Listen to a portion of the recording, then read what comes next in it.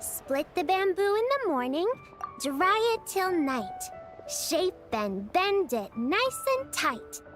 Cross the strands to form a pattern, coat in silk, and you have a lantern. That's how you remember how to make a show lantern. Did you get all that, Chi-Chi? Morning, split bamboo, traveler. Then get silk, make Paimon. What? No, that doesn't even rhyme. Look, it's them. Hey, Yao! Hey, Chi-Chi! Whoa, Traveler! Paimon, you're here! Happy Lantern rites! What you up to? I'm teaching Chi-Chi to make Shao lanterns. It's a real test of finger dexterity, so it'll help keep her nice and loose. Yes, I do finger exercises to be a nimble zombie. Wanna try too, you two?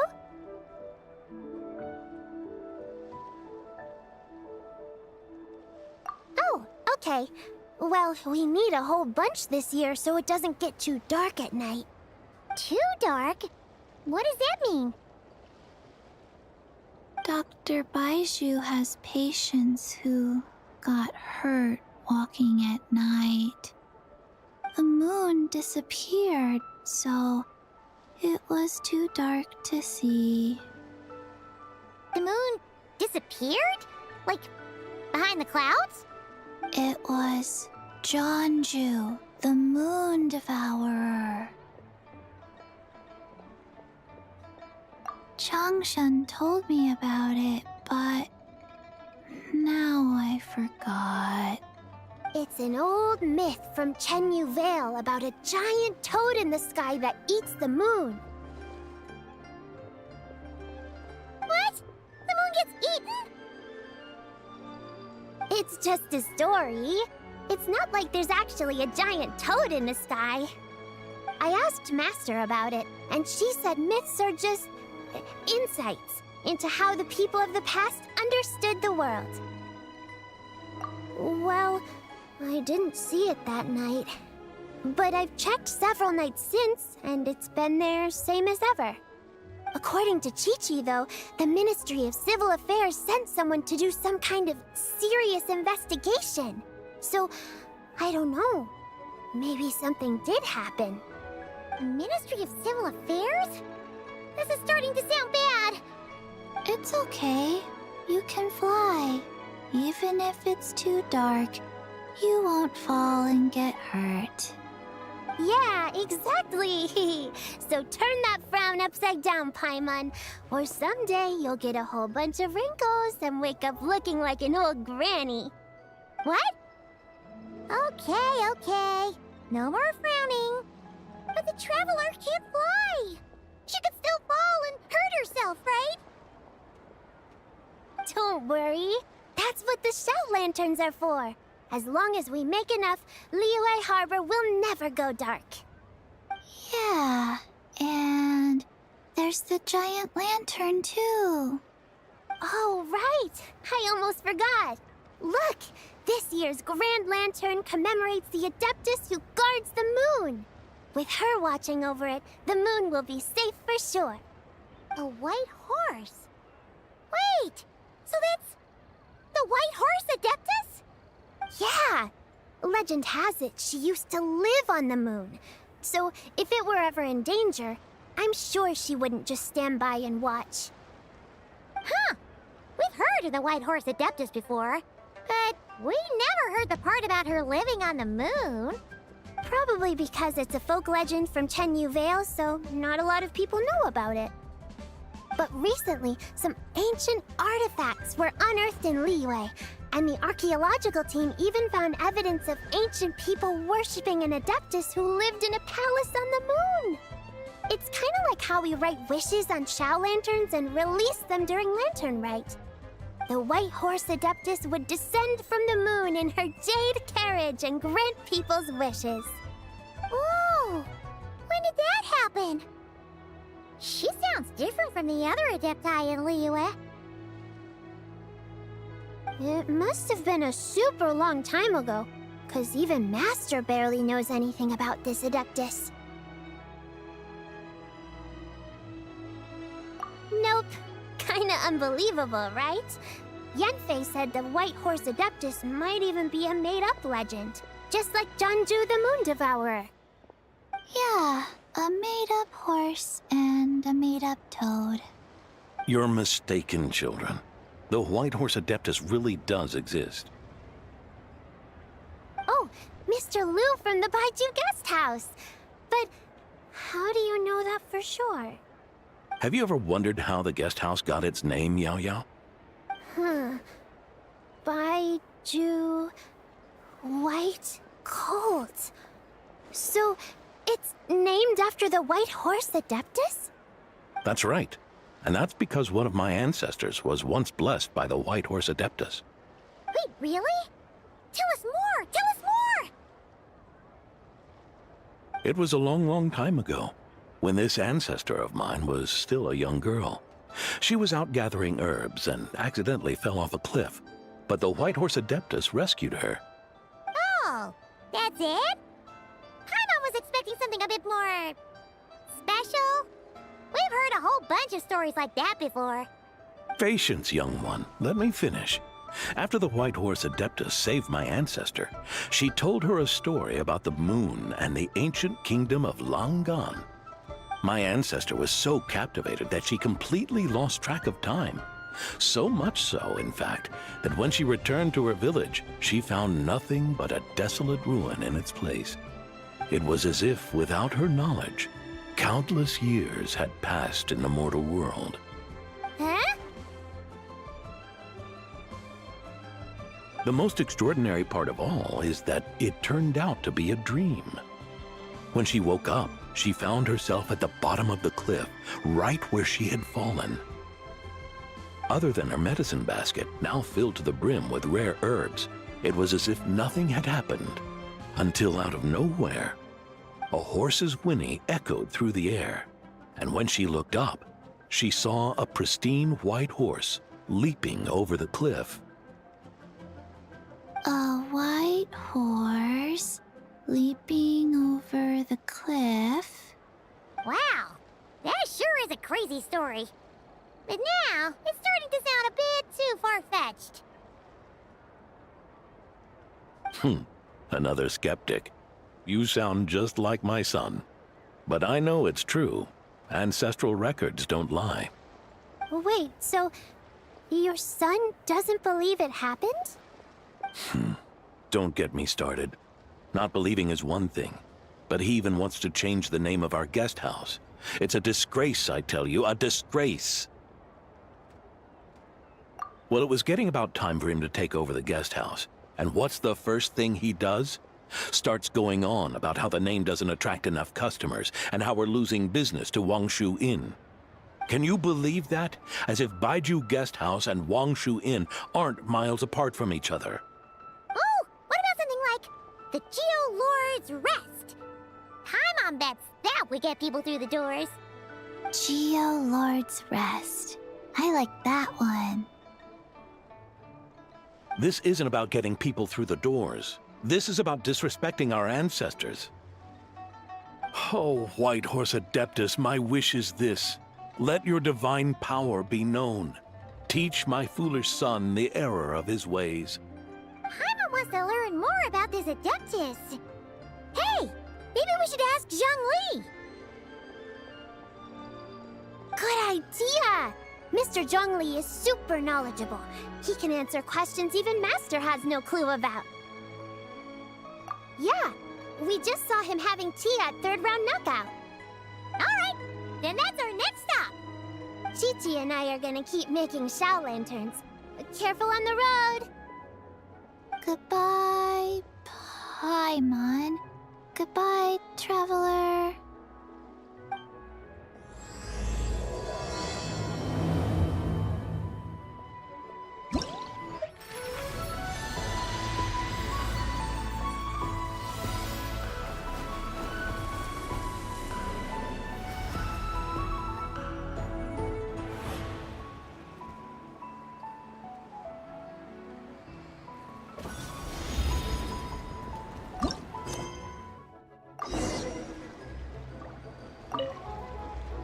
Zhongli is having tea at third round knockout. Good luck!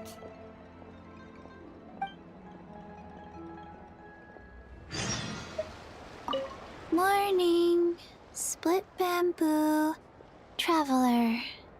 Oh no. I got it wrong again. May the White Horse Adeptus bless us and watch over our business.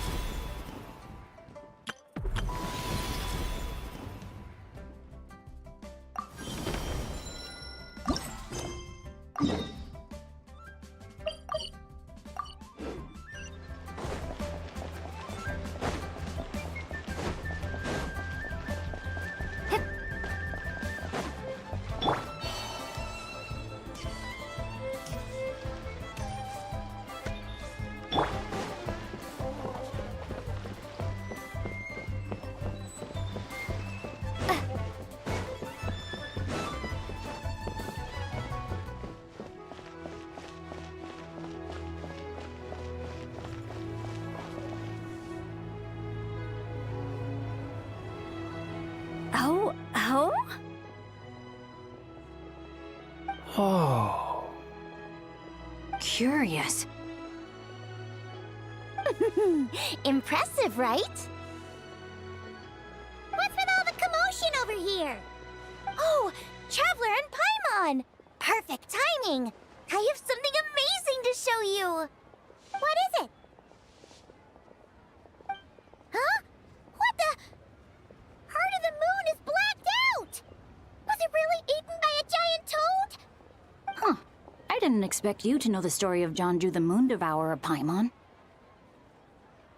Don't underestimate Paimon. She learned a whole bunch of things in Sumeru. But Jonju the Moon Devourer is a Liyue legend. Well, knowledge knows no borders, so... there. You're right about that, Paimon. But this dark circle doesn't look anything like a toad to me. A toad's egg, maybe? But that's about it. Oh, wait, Traveler! You've been in Nodcry, right? The people there worship the moon goddess. So you should know what's going on here. Really? Not even in a place where people worship the moon? Huh. Oh yeah! Master told me that the tale of Jianzhu, the Moon Devourer, was how ancient people explained a certain celestial phenomenon. But what is it exactly? Some kind of omen of disaster? How so? Oh, but in this picture, the moon is being covered from the center. So this can't be a normal eclipse. Then it's still an omen of some impending calamity? We never said that. Ugh, some crazy customer left it at the restaurant. Just thinking about it gives me the chills. Attention, everyone! As the auspicious festival season approaches, I have an announcement to make. I, Lu Xiong, am on the verge of becoming one of the most renowned archaeologists in all of Liyue Harbor. No, scratch that, in all of Tibet. Even though I never trained at a prestigious academy, I've still managed to dig up tons of treasures. And I understand practically a whole dictionary's worth of big words, too. Like my pops always says, no pain, no gain. And I haven't had it easy, that's for sure. So, it's definitely my turn to make a name for myself. What's the deal with her? No idea. Maybe she ate a bad batch of perch stew? What? You don't believe me? I'm I'm telling you, I dug up treasures from the ancient nation of Langan. I even got a picture of Jeonju devouring the moon. Long gone? Jeonju?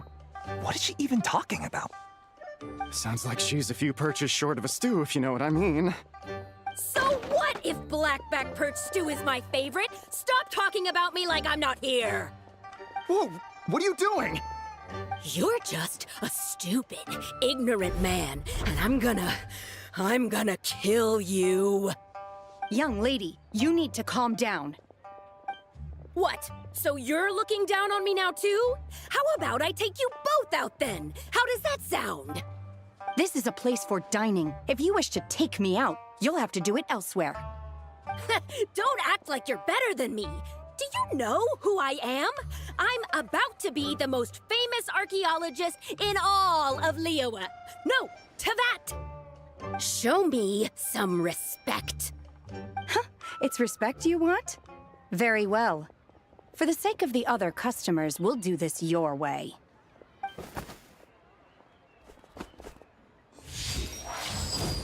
What? So Shenhe started the fight? She had no choice. The woman pulled a shovel out of nowhere and started going crazy, flipping tables left and right. She even injured 2 other customers.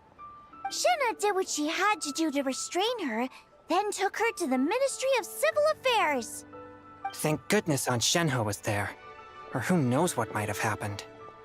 Yeah. I started cleaning up after all the commotion, and that's when I found this photo. I thought it might be the one she dropped, so I rushed over to show someone. She said she took a photo of Jeonju the Moon Devourer. This must be it. Can we really trust what she said, though? Clearly, something is going on with her.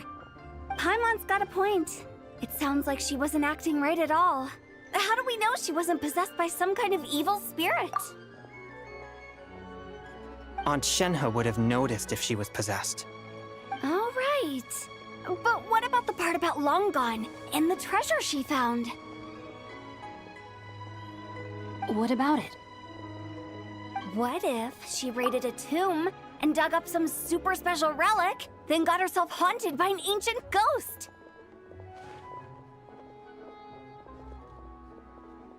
One so powerful that even Miss Shenhe couldn't sense its presence.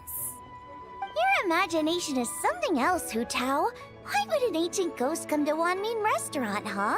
To eat my blackback perch stew? Hey, it could happen. I'd want to eat your food if I was a ghost. Wait a second. She mentioned the ancient nation of Langan, right? Paimon's heard that somewhere before. You know what? My brother mentioned that some ancient artifacts were unearthed in Liyue recently. Mostly colored glass, fine jade, and bronze relics. Some of the text inscribed on them has already been deciphered. There were some poetic verses, but the word Langan popped up as well. So, does that mean this Langan place is real? Still, Paimon knows we've heard the name somewhere before. Do you remember, Traveler? Right! His ancestor heard about it from the White Horse Adeptus. The White Horse Adeptus? Oh, so you must have been to see the giant lantern already. Yep. And it turns out that the White Horse Adeptus is super mysterious, too. Even Madame Ping hasn't met her. Wait, I thought she was the gold-eyed Celadon mare of the 8 Adepts. That's just the interpretation you believe in, Hu Tao. There are other theories out there, too. The elders of Qingce Village believe that during the Archon War, a white horse leapt from a clear spring, transforming into an Adeptus who aided Rex Lapis in battle. In Chenyu Vale, some of the tribes take her to be the daughter of time and trace her deeds to an even earlier era.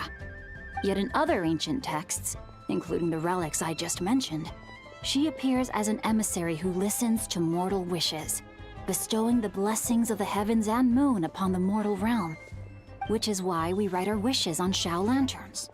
That's so complicated. So what's the verdict? Which version is the truth?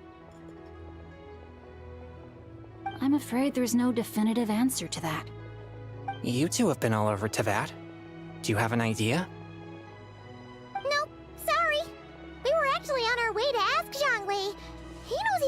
about this kind of stuff than us. Ah, looking for a consultant, huh? He's having tea with Miss Linlong.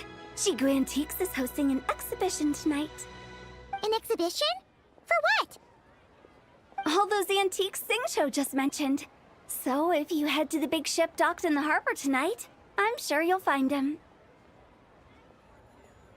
So, where to next? How about we go to the Ministry of Civil Affairs to ask about the White Horse Adeptus? We might be able to find out more about the recent moon situation, too. If you're heading to the Ministry of Civil Affairs, could you give them this picture for me? Since it belongs to that customer, she deserves to get it back at least. It might even help the Ministry with their investigation. Ha! Alright! We're off! Oh, wait! I almost forgot! Happy Lanternlit! Come have a meal with us when you're free. We'll be there, or we'll be... square.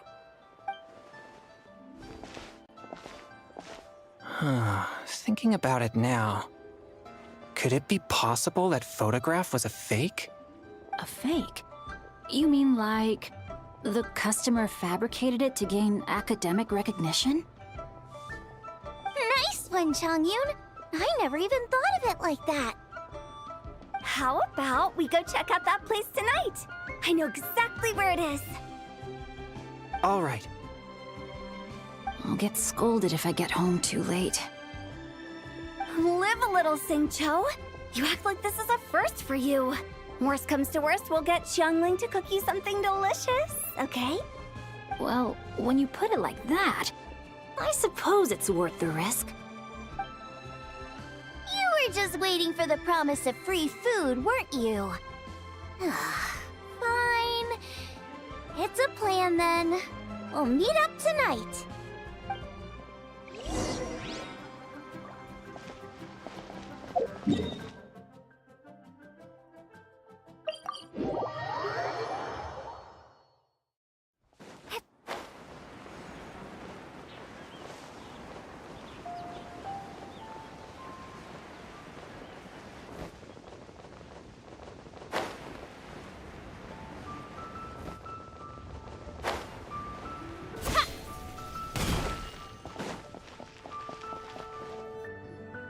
And your grandfather is of the same opinion, Miss Lanyan? Yes. On Lanternlit, the moon shall go dark. That's what the signs are indicating. Celestial observation isn't Grandpa's strong suit. But he discussed it with several other elders from our clan, and their conclusion was the same. It's consistent with the information we've received from other sources as well. You mean the whole thing? About the legend of Jeonju the Moon Devourer? Happening in real life? Yes, that's one of them.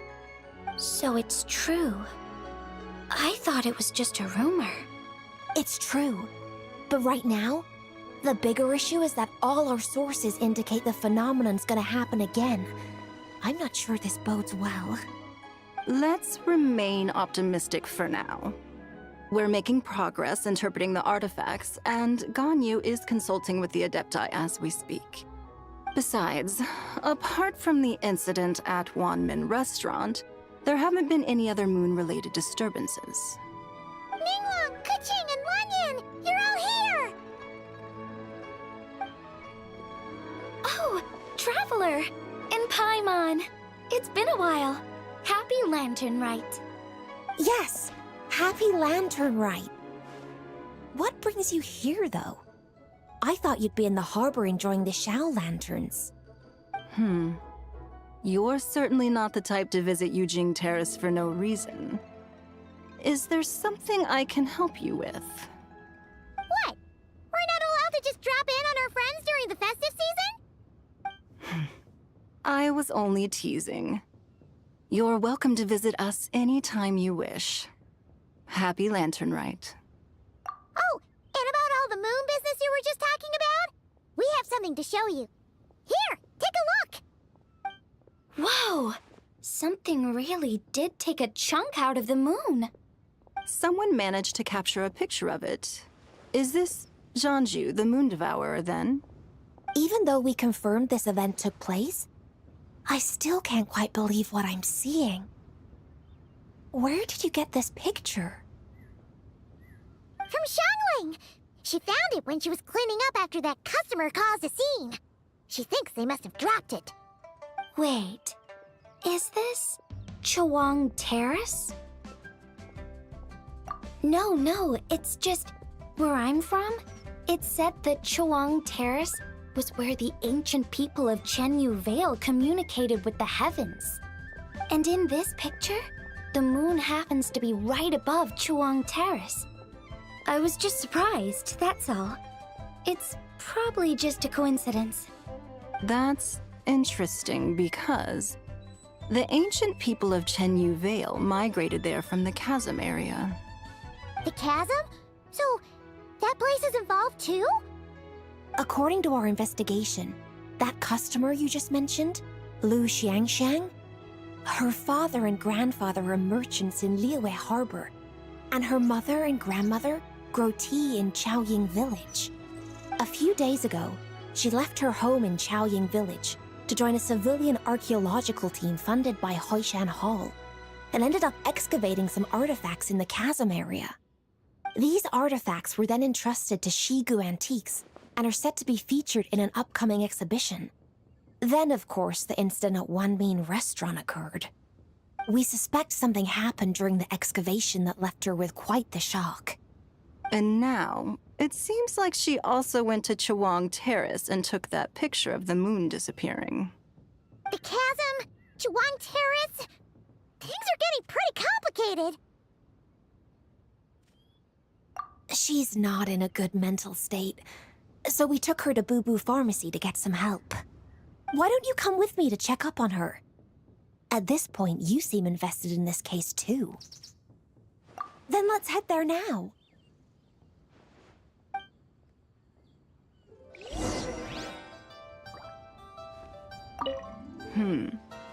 Now that I see this picture, it looks less like a piece of the moon was eaten, and more like something is obscuring it. But what sort of thing could block out the moon?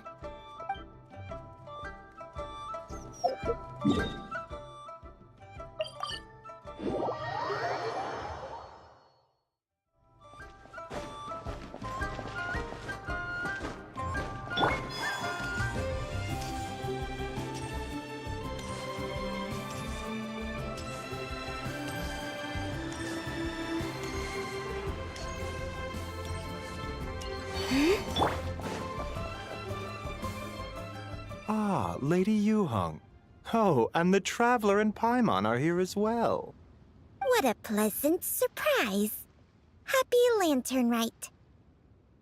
I hope we're not interrupting, Dr. Baiju. Not at all. I assume you're here to see the patient? Unless it's urgent, however, it would be best not to disturb her rest. It's quite unstable. She's even more agitated than when she first arrived. And she refused to cooperate when we tried to check her over. I had no choice but to prescribe a calming draught and to have her rest for 2 days. So she's getting worse? That isn't the news I was hoping for. It's just a precaution. Based on an earlier conversation with her, it seemed more like a fixation than anything else. She hasn't lost her mind. That's right. When we asked about it, she kept insisting she was going to be famous far and wide.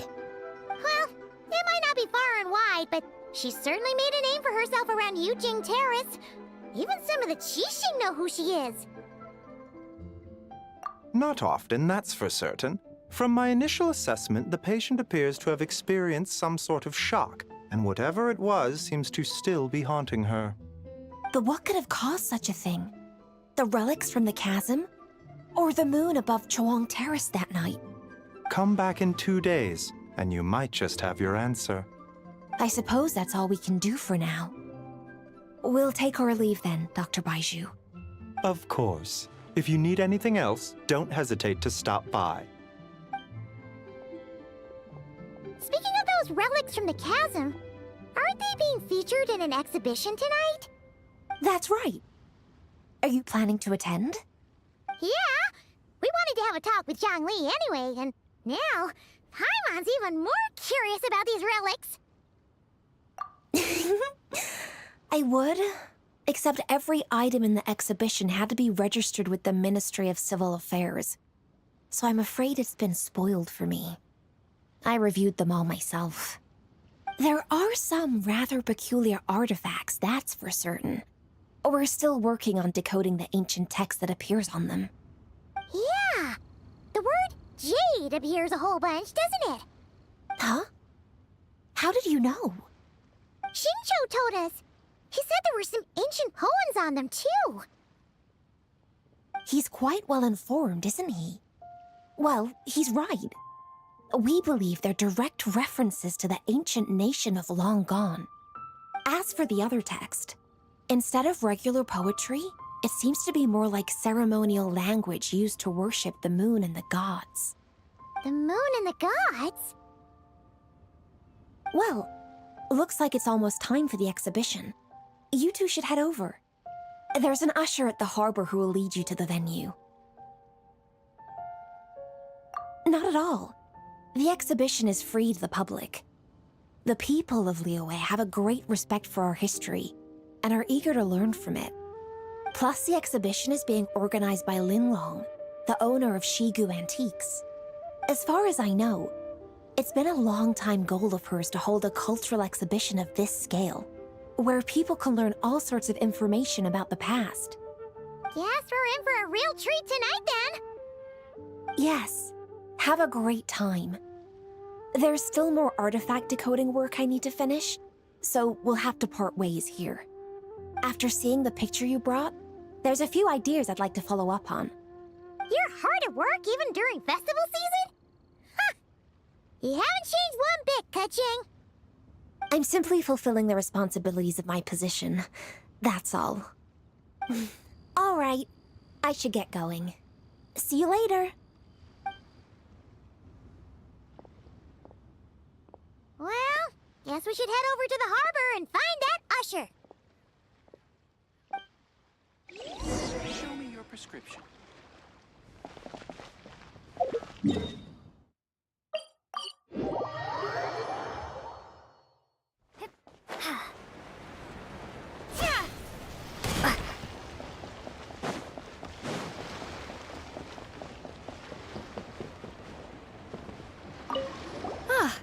Here for the exhibition? I can take you aboard. After you.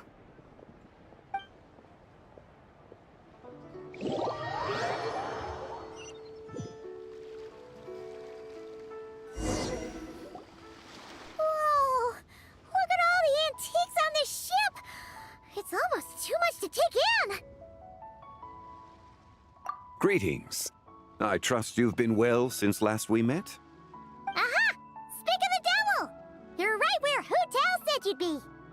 Ah, so Director Hu gave me away, did she? Don't act like you're up to some super secret business! We know you just do whatever you feel like. Yo, Traveler! Paimon! What's up? It's been a while, you two. Happy Lanternlit. Beidou! Yunchin! It's great to see you! You're here for the exhibition too? Yes. When I heard these artifacts were from ancient times, I just knew I had to come learn more about them. I mean, what a discovery, right? Yeah, Ningguang pretty much said the same thing. She thought coming here might help culture me up or something. But as you know, I'm more of a fists and punches type of person. I doubt one exhibition is gonna change that. You're too modest, Captain. You're the leader of the Crux fleet. That takes far more skill than just fists and punches. Plus, at the end of the day, you still decided to come, even though you didn't have to listen to Ningguang. Well, she's the Pt.1. If she can't even get an average ship captain like me to do her bidding, how's that gonna look? You sure know how to think from her perspective, huh? I guess I do. Anyway, how's everyone enjoying the exhibition? I heard that if you see something you like, you can negotiate the price with the owner and take it home. Wait, so we can buy this stuff? Indeed. Although Shigu Antiques is hosting this exhibition, many of the items come from private collectors. As long as both parties reach an agreement, you can make an offer of mora or an equivalent trade. Well, shall we continue our conversation as we look around? Let's go! Paimon's super curious about all this stuff.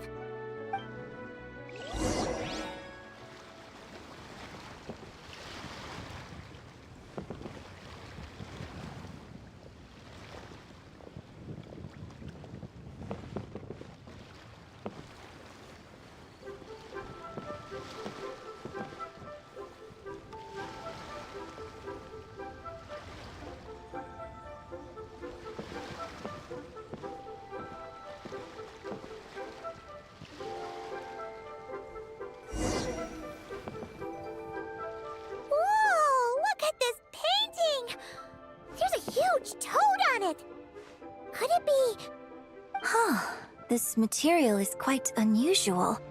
It doesn't look like paper. More like silk, or some other kind of fabric. Yeah, I was thinking the same thing. Well spotted. This is a painting of Jianju, the Moon Devourer, made primarily with mulberry silk. Such craftsmanship is rarely seen in modern-day Liyue. Ha! Jianju the Moon Devourer! Paimon knew it! That toad made it super obvious. What's that? A new dish at Min restaurant? No! It's a kind of lunar eclipse. You heard about how the moon disappeared recently, right? Oh, yeah. You're saying a toad did that? That's what the legend says. So, nothing to do with food then. Noted. And the figure next to the toad. Is that the White Horse Adeptus? From the stories I've heard, her palace lies on the moon. That would seem to be a logical assumption. No. In fact, this item was discovered in Chenyu Vale, and many years ago at that. Oh, so it's from Chenyu Vale? Actually, that's not quite right. You see, this painting is primarily comprised of mineral-based pigments, such as cinnabar and azurite, which are usually found within stratified rock. This suggests its place of origin may very well have been the chasm. You could have just started with that. You're as knowledgeable as ever, Mr. Zhongli. I had only ever heard the legend of Jianju the Moon Devourer, but now seeing it depicted in this painting, I wonder, if I purchased it, perhaps it could serve as inspiration for a new opera. Though I'm not quite sure who the painting belongs to right now. A splendid idea, Miss Yoon. Perhaps in lieu of mora, you could offer the lyrics to said opera as recompense. The lyrics? But to whom? Why, to me, of course. I am the owner of this painting, after all. Wait, so you're one of the private collectors of the exhibition? No wonder you knew so much about the painting. But lyrics in exchange for a precious antique? My work could never possibly be of equal value. I don't know about that. I'm not much of a scholar, but even I know your operas are in a league of their own. An astute observation, Captain Beto. In my possession, this painting is nothing but a lifeless artifact. In your hands, however, it could be transformed into a new piece of art entirely. Quite the worthy exchange, no? But I'm not sure when I'll be able to finish writing it. It certainly won't be ready this year. Allow me to be equally forthright, Miss Yoon. This silk painting is merely a copy I made of the original work. There is no need for such concern over its value. Huh? So it's a fake? I had no idea you were such a skilled artist, Mr. Zhongli. I pride myself on having some knowledge of antiques, but I didn't notice anything that would point to it being a replica. You never cease to amaze me, Mr. Zhongli. You flatter me. All that said, Miss Yoon, you must accept. Truly, I insist. Huh. He's gone from handing out fake mora to fake paintings now, huh?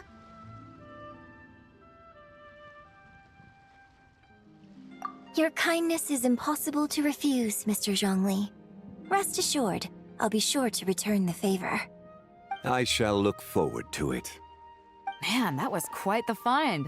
Huh, I should buy something too, if only so I can show it off to Ningguang. Let's keep going and see what we can find.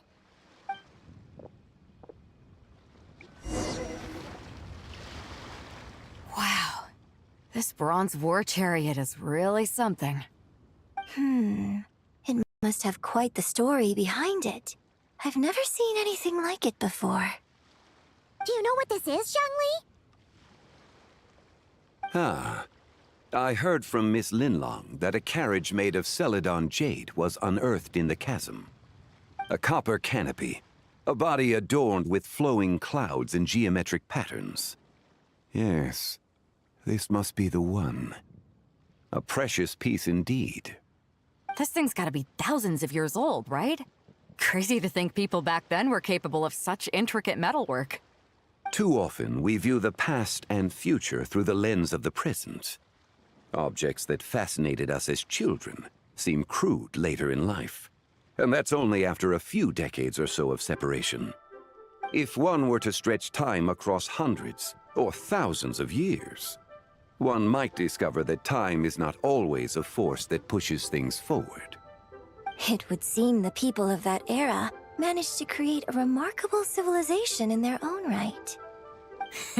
Makes me want to get my hands on this even more. Ningguang's gonna be so jealous, don't you think? Ah, has this war chariot caught your eye, Captain Beto?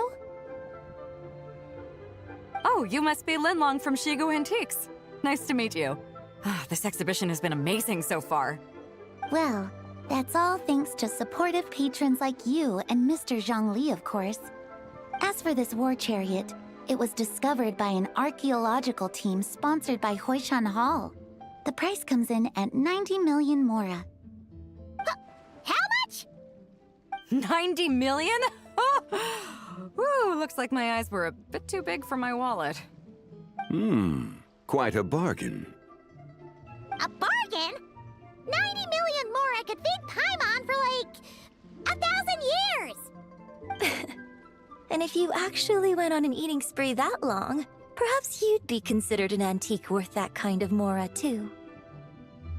What, 90 million? Nuh-uh! Paimon's worth way more than that! Well, if Mr. Zhongli thinks it's a good deal, I'm sure it's worth it. Beto's putting way too much faith in Zhongli. What if he's only here to drive up sales? I'll take the chariot, Miss Linlong. Someone will come by with the payment. Quite the discerning eye you have, Captain. After the exhibition ends, I'll have someone deliver it to the Alcor. Actually, could you send it straight to Yujing Terrace? I'd like for the Tianquan to see the proof of my discerning eye for herself. Understood. Great! Yunjin and I both found something. What about you three? Want to keep perusing? And don't worry about the mora, it's all on me. Nobody's going home empty-handed tonight. I appreciate your kindness, Captain, but I'm afraid I have some private matters to discuss with Miss Linlong. In that case, don't let us keep you, Mr. Zhongli. Right this way. Traveler, Paimon, perhaps you would like to accompany me. What? So you can show us another bargain antique that's so far out of our price range it's not even funny? Other people are always demanding Mr. Zhongli's time, but it's quite rare for him to extend an invitation himself. I wouldn't pass up this opportunity if I were you, Paimon. Yeah, just don't forget to come aboard the Alcor for a drink later. Yeah, guess you're right. Taking a quick look isn't gonna cost us anything. Let's go!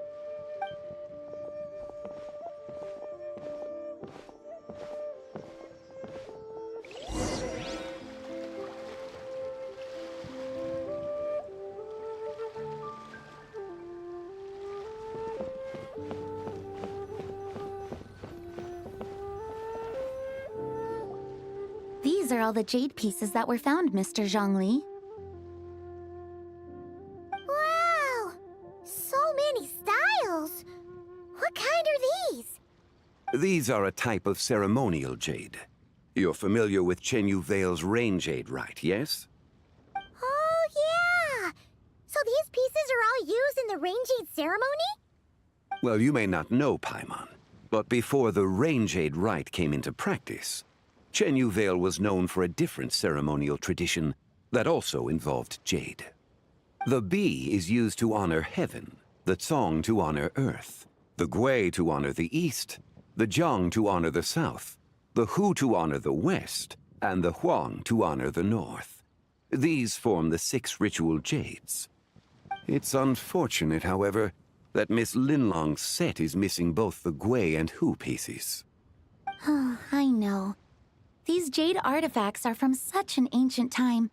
It's proved difficult to track them down, even for our establishment. No matter.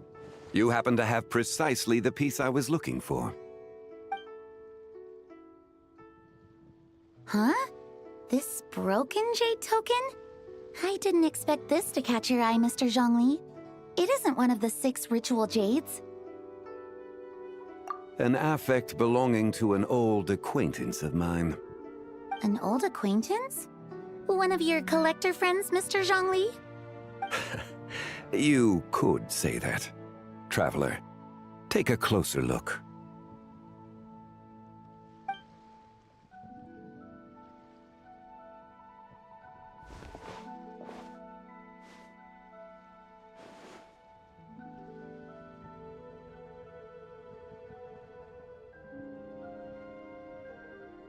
Huh. It doesn't look all that special to Paimon. Just seems like a broken artifact. Indeed. It's been thousands of years since the moon has appeared in such a form. So, in the past, the moon wasn't always full. Then, could this missing chunk be from when Jianzhu devoured part of the moon? It's worth looking into. Your insight is invaluable, Mr. Zhongli. I had no idea how special this piece was. Since it has caught your interest, allow Shigu Antiques to cover the cost. Oh, that is far too generous, Miss Linlang. Not at all. I've always wanted to give people a chance to appreciate these snapshots of history. So holding an exhibition like this has been a lifetime wish of mine. And it never would have been possible without your help, Mr. Zhongli. I merely put in a good word with a few acquaintances of mine. And it had a profound impact. Without your recommendation, I doubt half of these collectors would have come to the exhibition. So, on both a personal and professional level, I owe you my thanks, Mr. Zhongli. Wow! Zhongli actually did something useful for once.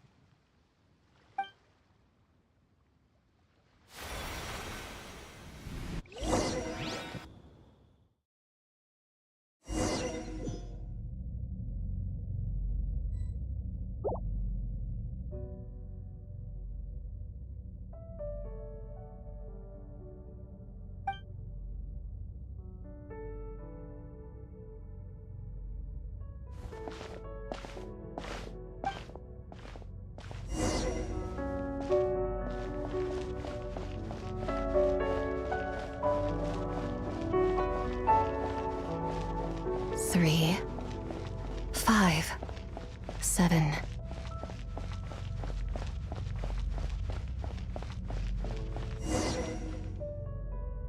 $11, 13, 17, 19, 23, 29.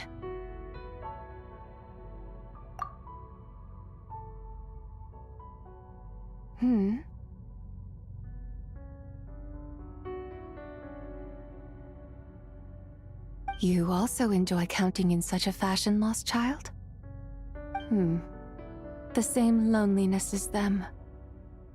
It seems to exist in your heart as well. Me? I'm sorry, I don't remember. The shadow of the moon? Or a dream of time?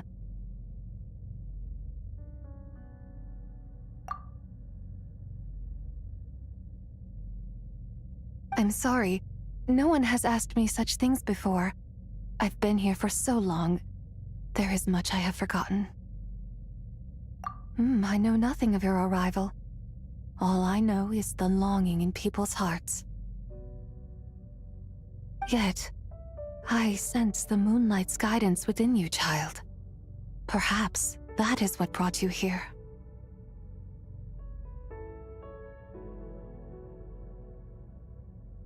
You seem confused. Perhaps I can help in some way. The path home is... that direction. I believe someone told me that before. But I was never able to reach the end. You should take a look.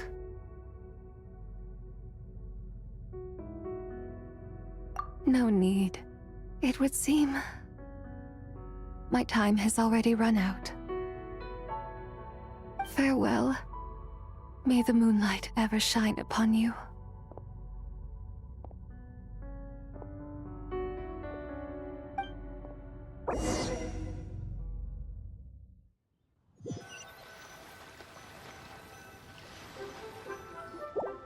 Wow! Jiangwei actually did something useful for once. Your complexion looks rather ashen, traveler. Are you feeling all right? Yeah, what's wrong? Does your stomach hurt? Huh? What are you talking about? You were right here the whole time. Ah, I see. I'm afraid we must take our leave, Miss Linlong.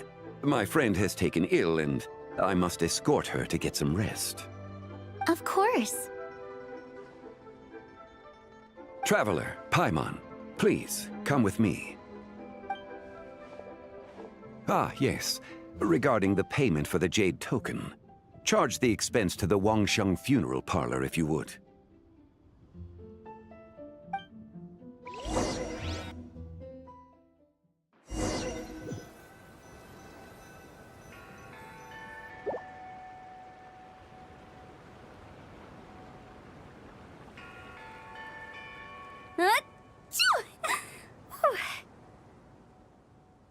Guess someone's thinking of me.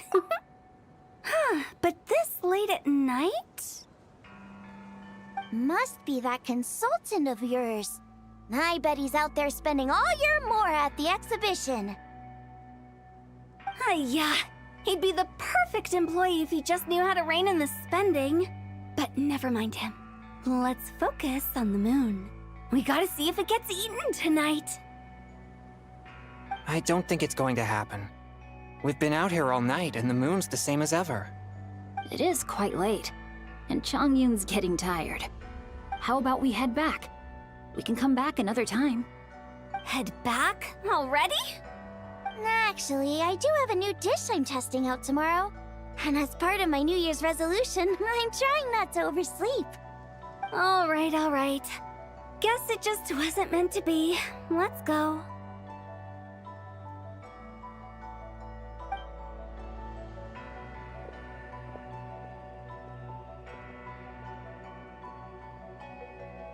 When the sun's out, bathe in sunlight. When the moon's out, bathe in moonlight.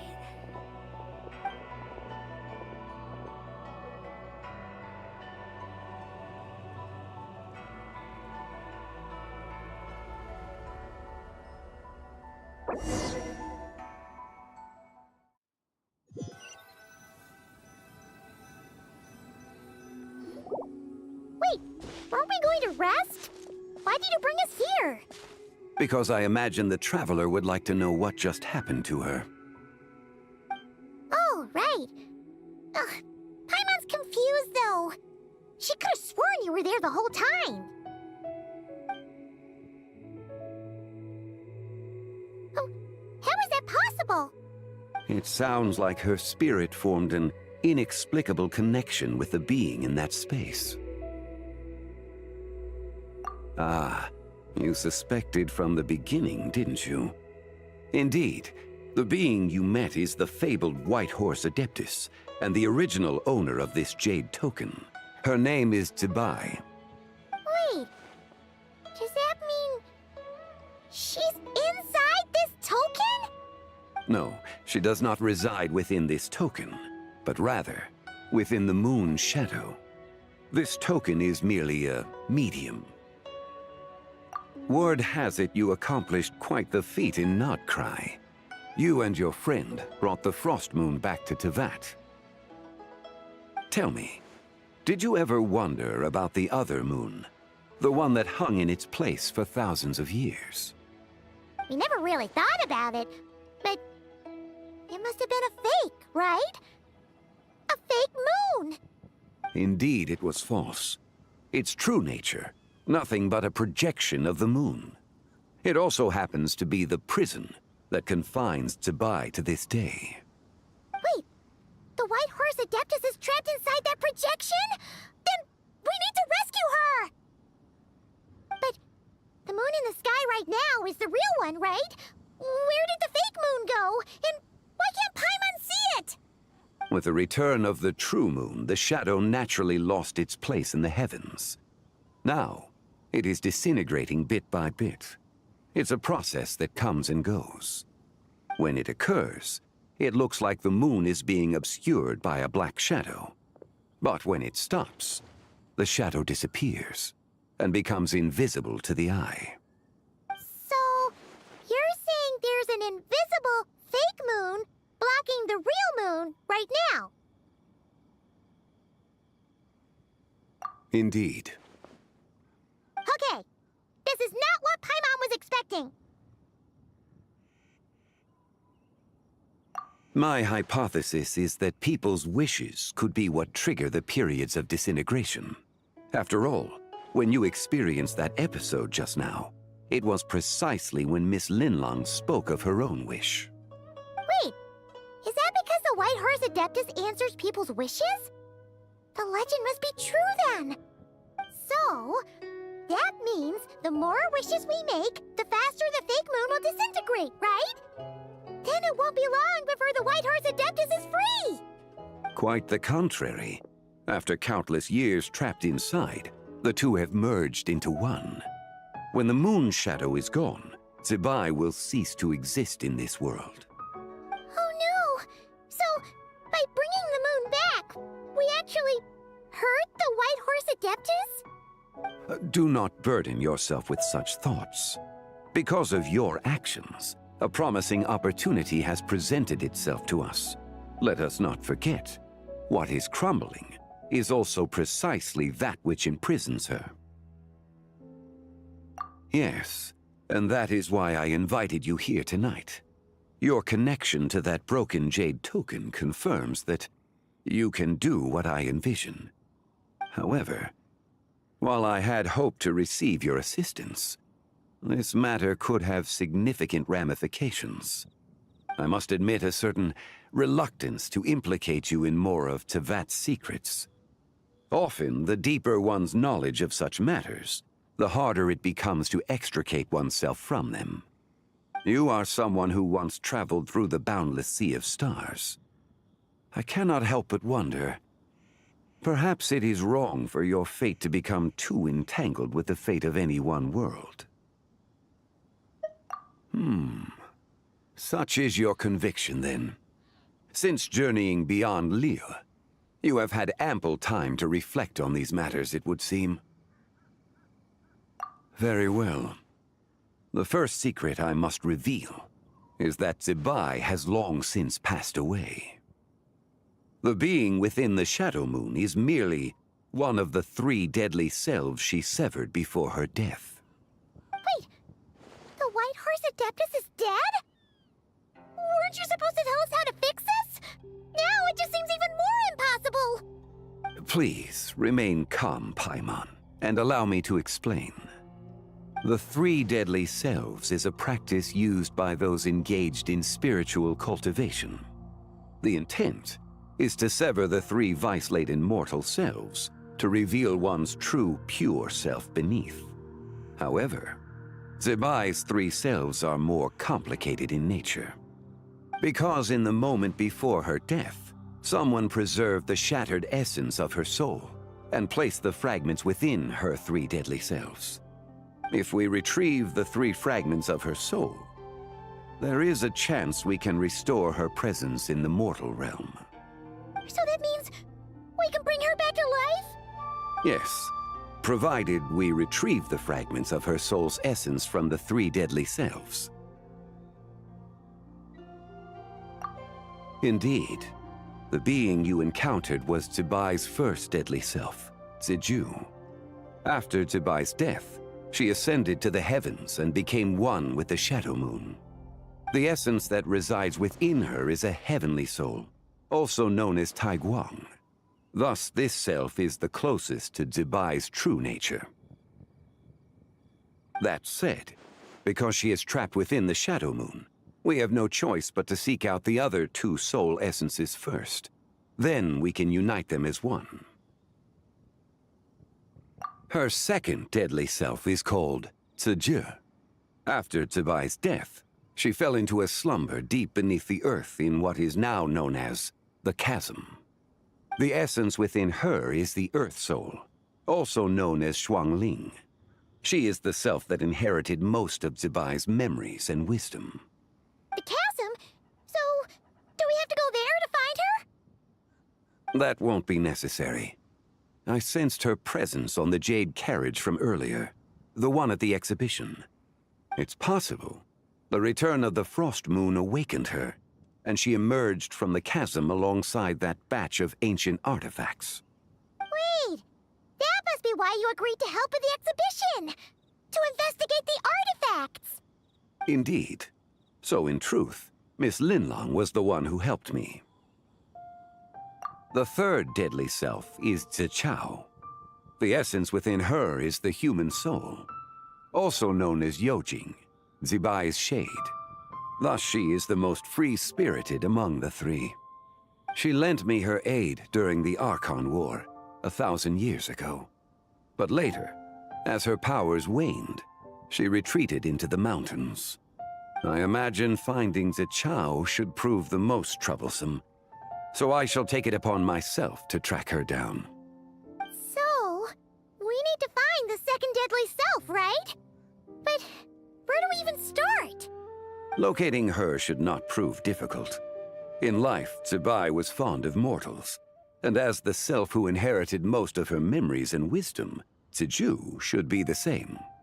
It's possible she has possessed someone, and is meandering the bustling streets of Liyue Harbor as we speak. Possess someone? Wait! Are you thinking what Paimon's thinking, Traveler? What if she raided a tomb and dug up some super special relic, then got herself haunted by an ancient ghost?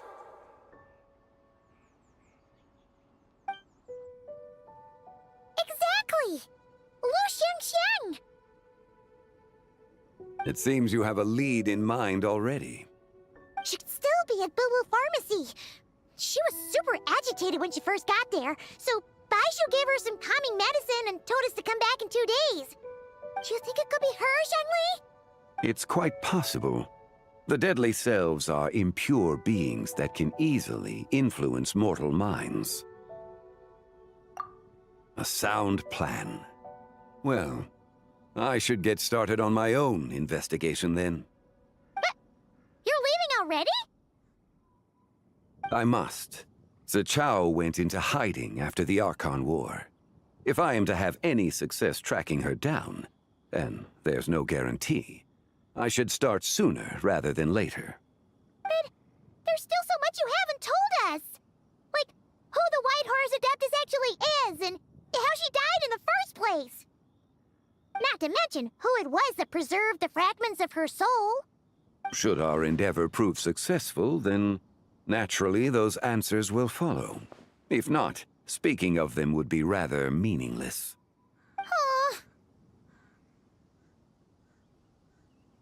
It would seem that this is a question you are unwilling to set aside. Very well. I shall tell you. It was the avatar of time. Ah, so you know of her existence. The power of time saved her soul. Indeed. Preserving what remained of Zibai's soul in the moment before her death. Only the power of time could be capable of such a thing. However, there is no telling what effect it has had on the three deadly selves. In other words, you must exercise caution when seeking out Zizhi. On the night of Lanternlit, countless Shao lanterns and the wishes written upon them will be released into the sky. I estimate that this event will trigger the Shadow Moon's collapse. When that happens, the cage that confines the first deadly self will open.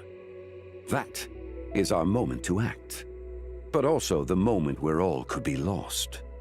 For if we fail to retrieve the other two soul fragments in time, Zibai's resurrection is hopeless. As I mentioned before, the answers to your remaining questions should come in time, providing our efforts bear fruit. Let us hope that all proceeds smoothly in the days to come.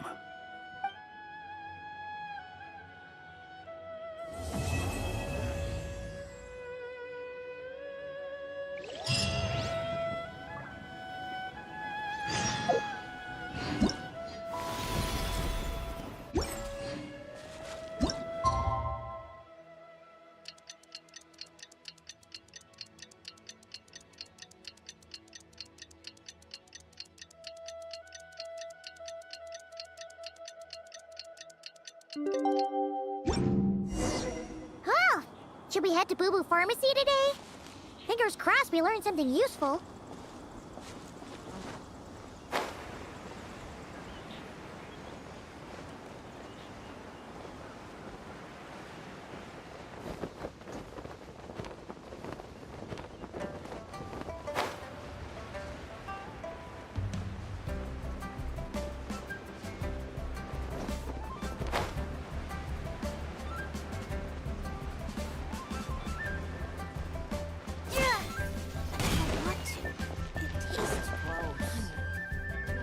So let me get this straight.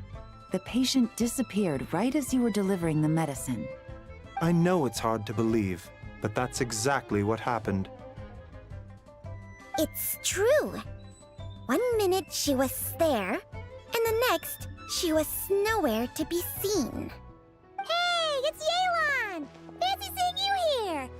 Oh, is this a bad time? Not at all. Just a small roadblock in the case I'm working. Ningguang asked me to investigate a patient named Lu Shangshang. If you're here to find her too, then you're out of luck, I'm afraid. She went missing this morning. What? According to Dr. Baiju, the patient vanished right under his nose. But it just seems like that should be impossible. There 1 second and gone the next? Pretty sure Xiao can do something like that. Then you're suggesting this Lu Shangshang is the vigilant Yaksha in disguise? Or some other adeptus? Guess not. But this is so weird. How can a living person just vanish into thin air? Unless Linny decided to take his act to Liyue? Who is this Linny you speak of? He's...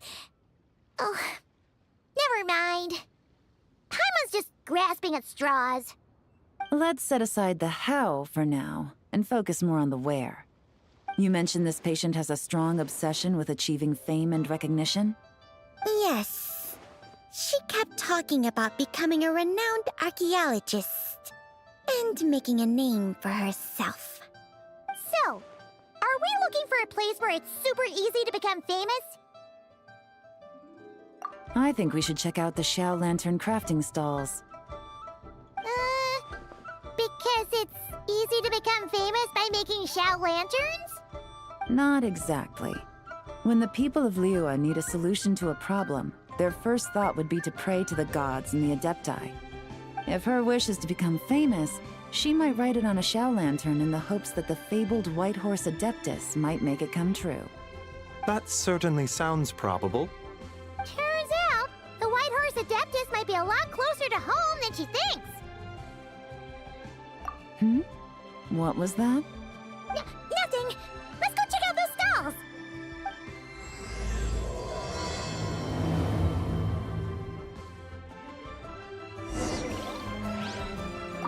Is it possible I was just imagining things? But I saw it too. We can't both have been imagining it.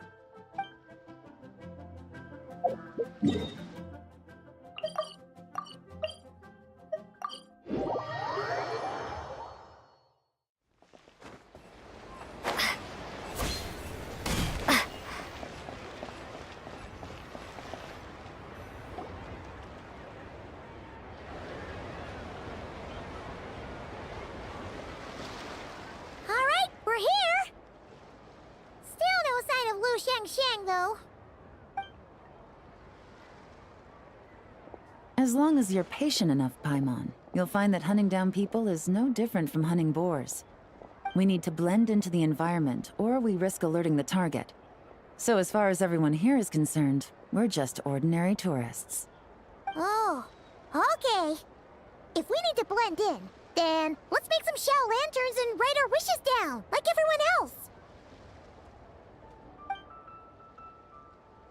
What's your New Year's wish, Yelan? I haven't given it much thought.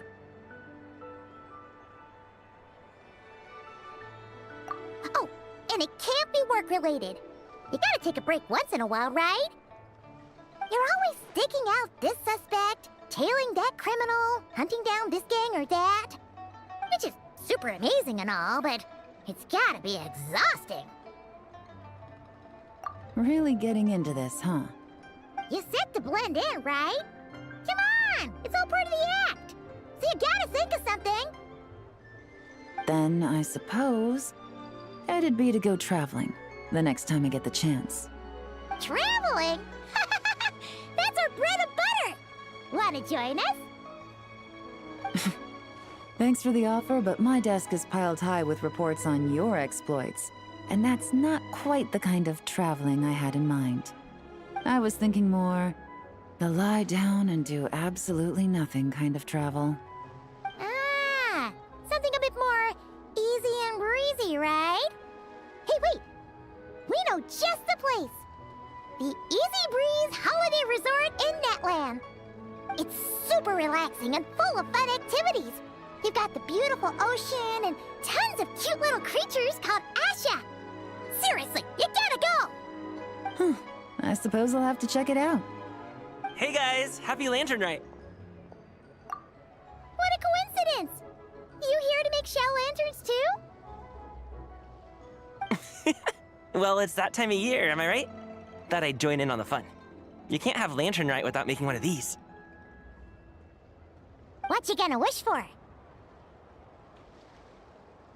Aw, man, it's kind of embarrassing, but whatever. The truth is, the mighty mythical beasts are seriously struggling with recruitment. So I'm hoping to find a few apprentices and teach them the art of wushu dancing. Awesome! Shurfugami, here we come! Whoa there, Paimon! One step at a time. I actually need to find people first. Yeah, but Paimon bets people will jump at the chance to learn from you! Well, I wouldn't be so sure. Wushu dancing is super physical and takes a lot of hard work to master, so it's not easy to find people. At this point, if the Adepti can't help me, no one can. I'll do it! Huh? You just said you wanted an apprentice, right? Well, I'm offering. What do you think? Whoa, the White Horse Adeptus works faster than I thought. Traveler, it's her. Lu Xiangxiang. Our target! Hey! Didn't you hear me? I said I wanted to be your apprentice! No need to shout. I heard you the first time. What's your name? Step back a bit, Gaming. This person could be dangerous. What? Hey! What are you trying to do? Do you know who I am? Get back! Lu Xiangxiang, we have no intention of harming you. We just need to ask you a few questions. Get back Try to remain calm. If you come any closer, I'll...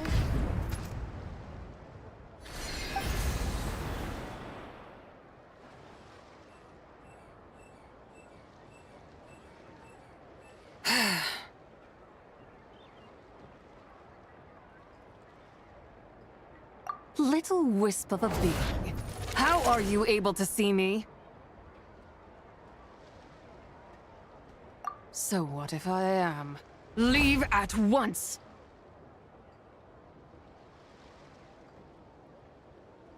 You, a mere mortal, whose own life hangs by a thread, would dare reach for the power of life and death?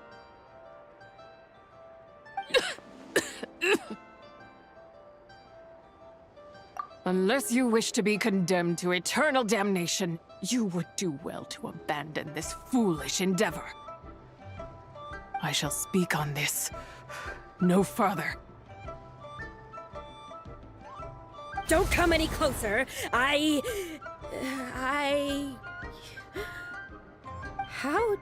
did I get here? Who are you people? Playing dumb, are we? Save it. We know you attacked those people at Wanmin Restaurant. What? No, I would never. You must be mistaking me for someone else. You don't remember. Of course not. How could I do such a thing? What about the photo you took near Chuang Terrace? What photo? What's going on? It's like she lost her memory or something. Well, this complicates things. I'll take her back for questioning and let you know what I find. Take her away. But I didn't do anything! I swear! That's weird. She seems so normal now, but she doesn't remember anything. This is just great. An apprentice falls right into my lap and now she's gone! Don't worry, Gaming. This is a special case. I'm sure you'll find one soon. Unless you're gonna pony up and offer a real solution, Paimon, I don't want to hear it. Gaming? What's up with... I'm done here. I'm gonna go find an apprentice, and I won't take no for an answer. Gaming, wait! Is it just Paimon, or was Gaming acting super weird just now? What? How do you know? Whoa! So you saw the second deadly self? And you think she moved from Lu Xiangxiang to Gaming? Uh-oh. Then we better find him before something bad happens! Let's go!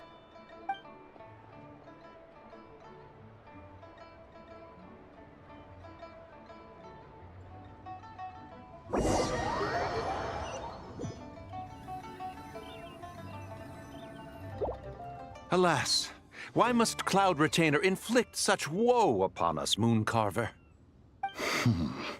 By the order of Rex Lapis, we were supposed to make haste to the harbor to stand watch. Yet we arrived late, for you, in your inscrutable wisdom, chose that very moment to tend the mint. It is no wonder Cloud Retainer banished us to the wilderness in anger. A pity only that I, blameless as I am, was made to share in the punishment. Blameless indeed. You speak as if it was not you who decided to plant all that mint in the first place. Yet now, in its wretched state, overrun by blight and vermin, you would turn away? Utterly heartless, I say. Were I truly that heartless, would I have rescued those seedlings from this desolate wasteland, granting them haven in your hallowed garden? Alas, if blame must be laid, let it fall upon Cloud Retainer for failing to recognize the virtue of our plight. Ah, at last a sentiment with which I can agree. If ever Cloud Retainer is away, we should steal into her abode and plant a veritable field of mint. A tempting little ruse, is it not?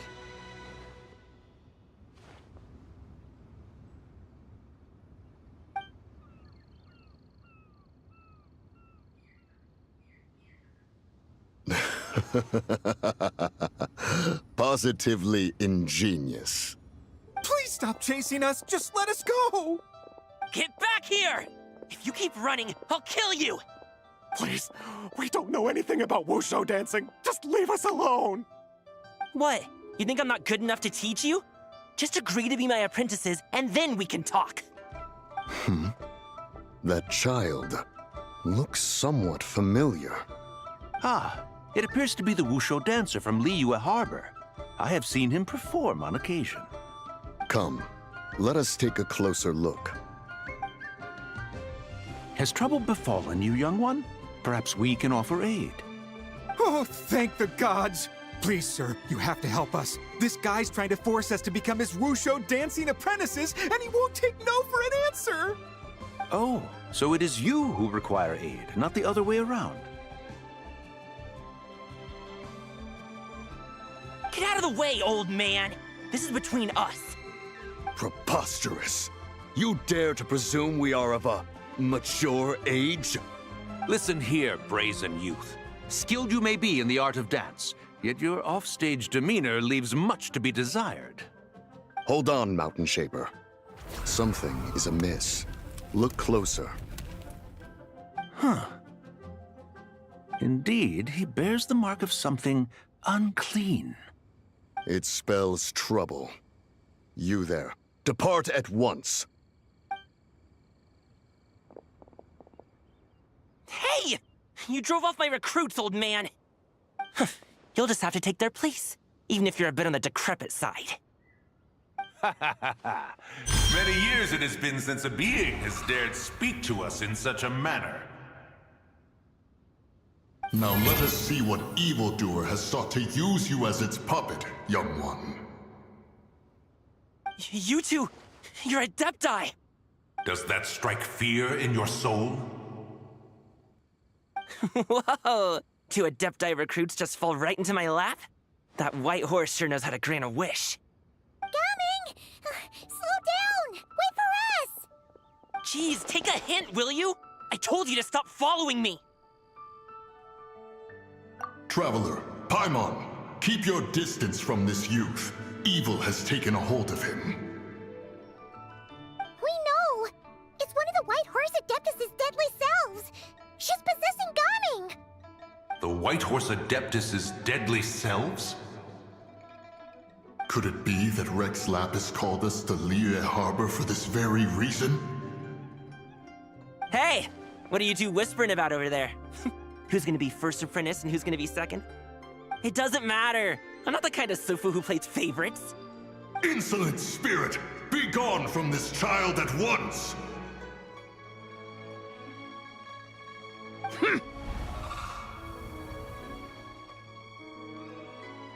Little mite of a mortal. Getting in my way again, I see.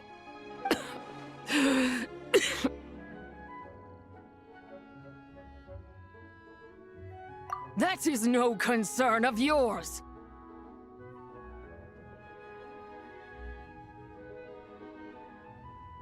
No, only by doing it myself will I find peace.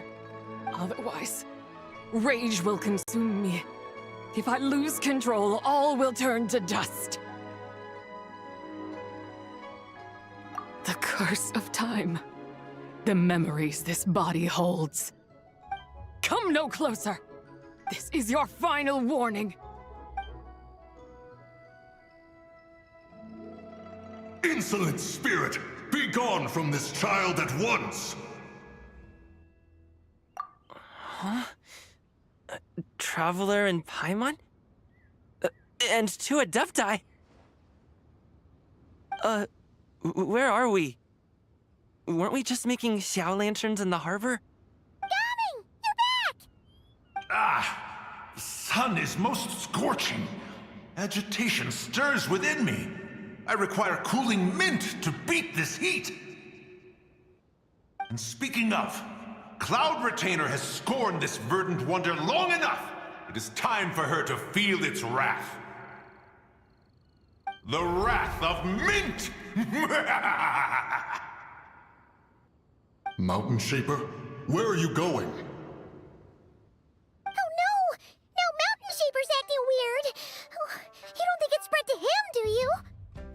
Spread to him?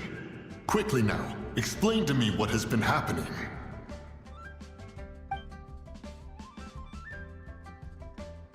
What? Was I really that rude? Jeez, someone get my dad to throw a slipper at me. I'm so... Oh, you okay, Gaming? He is fine. It is simply exhaustion. But to think Mountain Shaper would succumb to something like this, it is most unexpected. So, what do? We can't just leave Gaming like this, but we can't ignore Mountain Shaper either, right? My cultivation level rivals that of Mountain Shaper. Were I to give chase, Zizha would but flee from his form and take refuge in mine. Seek out Streetward Rambler. Cloud Retainer and the Conqueror of Demons should be with her. I shall take this child back to the harbor and join you post-haste. Oh! What are all the Adepti doing together? Rex Lapis charged us with keeping watch over Liyue Harbor should danger rear its head. I dare say this is the very crisis he anticipated. Come, we must devise a strategy before confronting Zizha.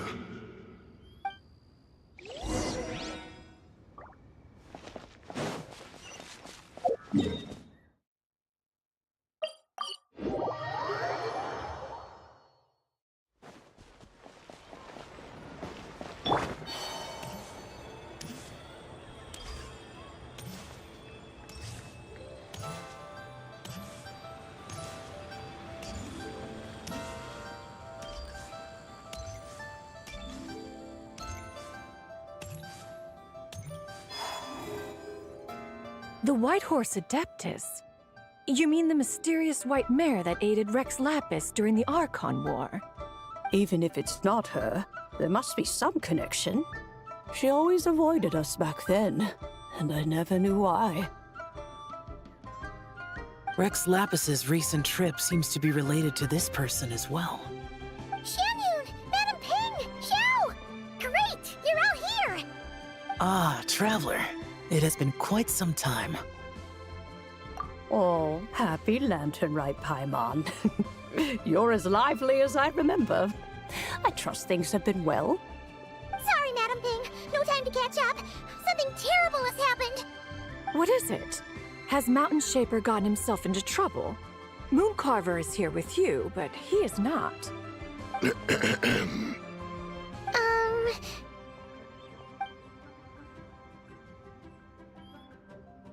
The Wrath of Mint? That old fool dares to utter such nonsense behind one's back. Yeah, that's not really our biggest concern here. So, even a mere deadly self of the White Horse Adeptus was able to possess Mountain Shaper and affect his mind. No wonder Rex Lapis told us to gather here and await his orders.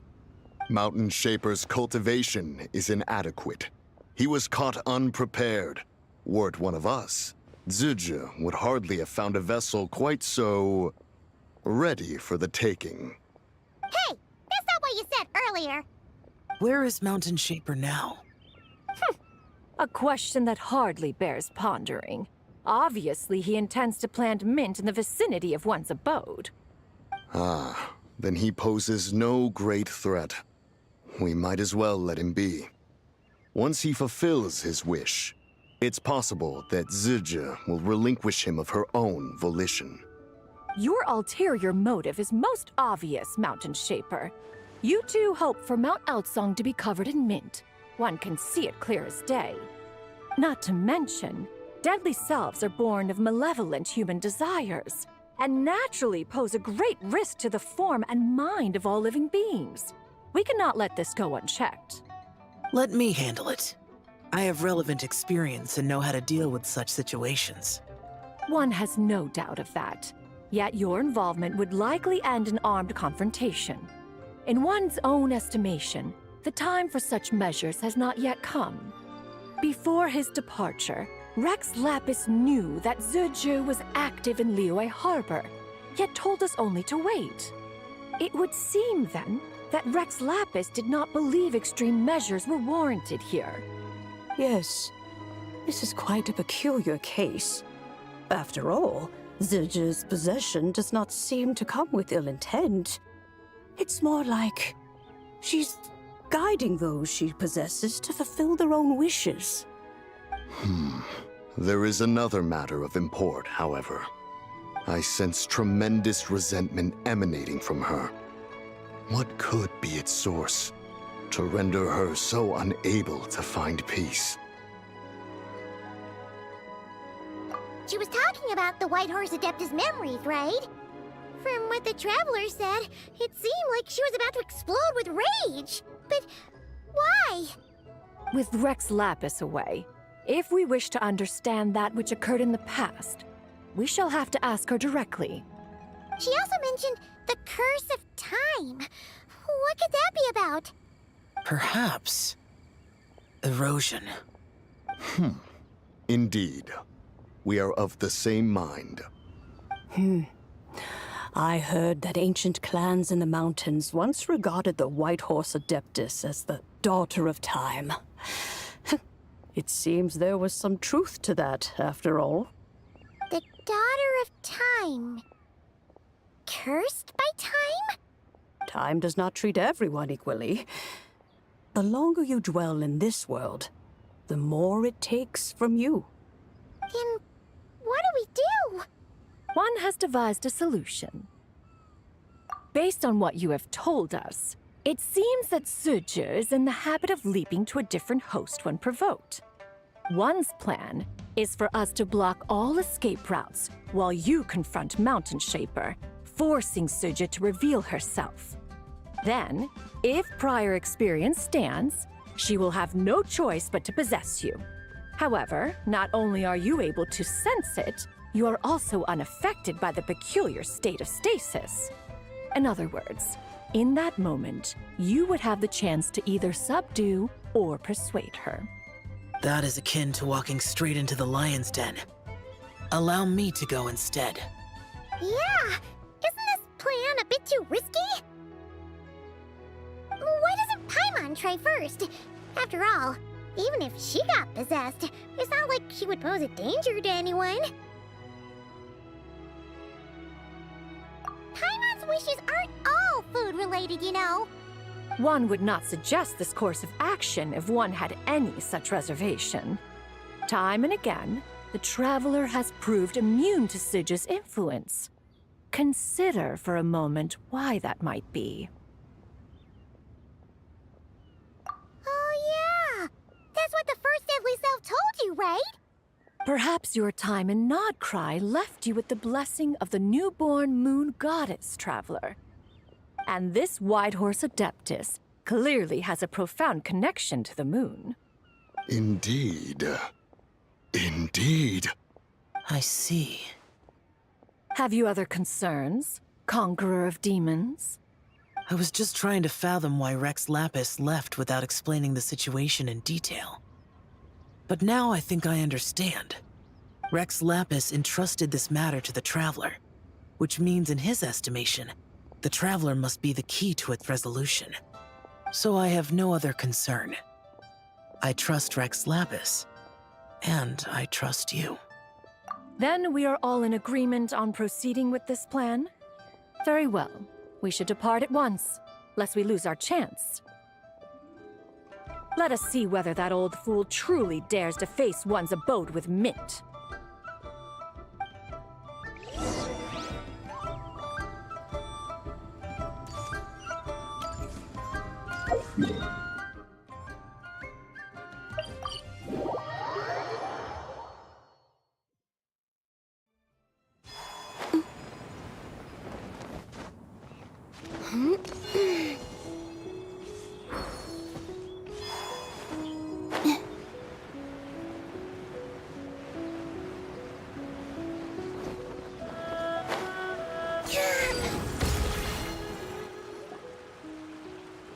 One mint, 2 mint, let us plant a whole slew of mint! Once I reach 10,000, Cloud Retainer's abode shall be Mount Outsong no more! but rather Mount Mint Song. Oh, to behold the look on her face when she is confronted with such verdant splendor! Mountain Shaper, you dare disturb the tranquility of one's abode. Do not take personal offense, Cloud Retainer. He is not in control of his faculties. Exactly. Let it go this once. Zitja is the one driving him to do this. Huh? But Zerja just helps people fulfill their own wishes and desires. Not now, Paimon. Oops. Sorry, Mountain Shaper. Paimon might have just thrown you under the bus. When he wakes up, we shall have words. Everyone, to your positions.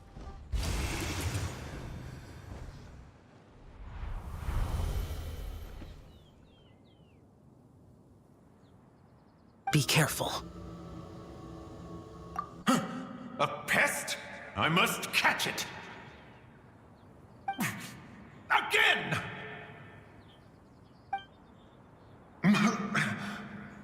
Oh, young one, it is you. Don't tell me. Cloud Retainer sent you? Ha! Such brazen insolence. Such presumption. Such boundless avarice. That wretched adept's impudence knows no end. If she dares lay a finger on my garden, I shall smash her cuisine machine to pieces! You think I am one to fold so easily?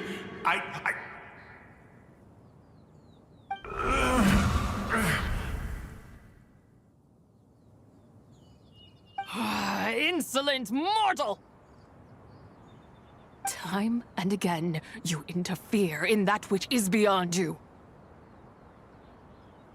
You make it exceedingly difficult to contain my rage.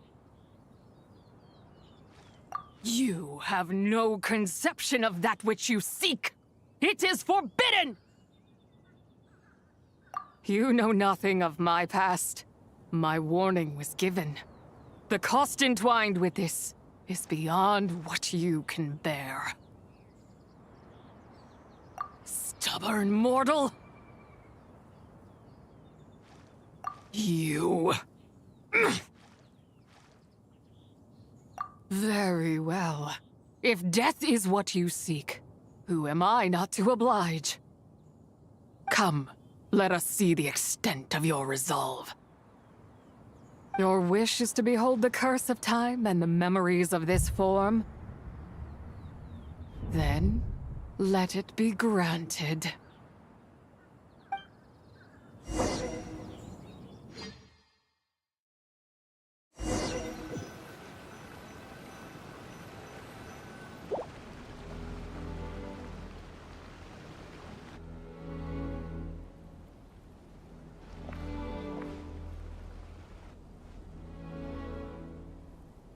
You who seek death, stand before me. My prison. I was merely a trace of impure energy within Zapai's immortal body.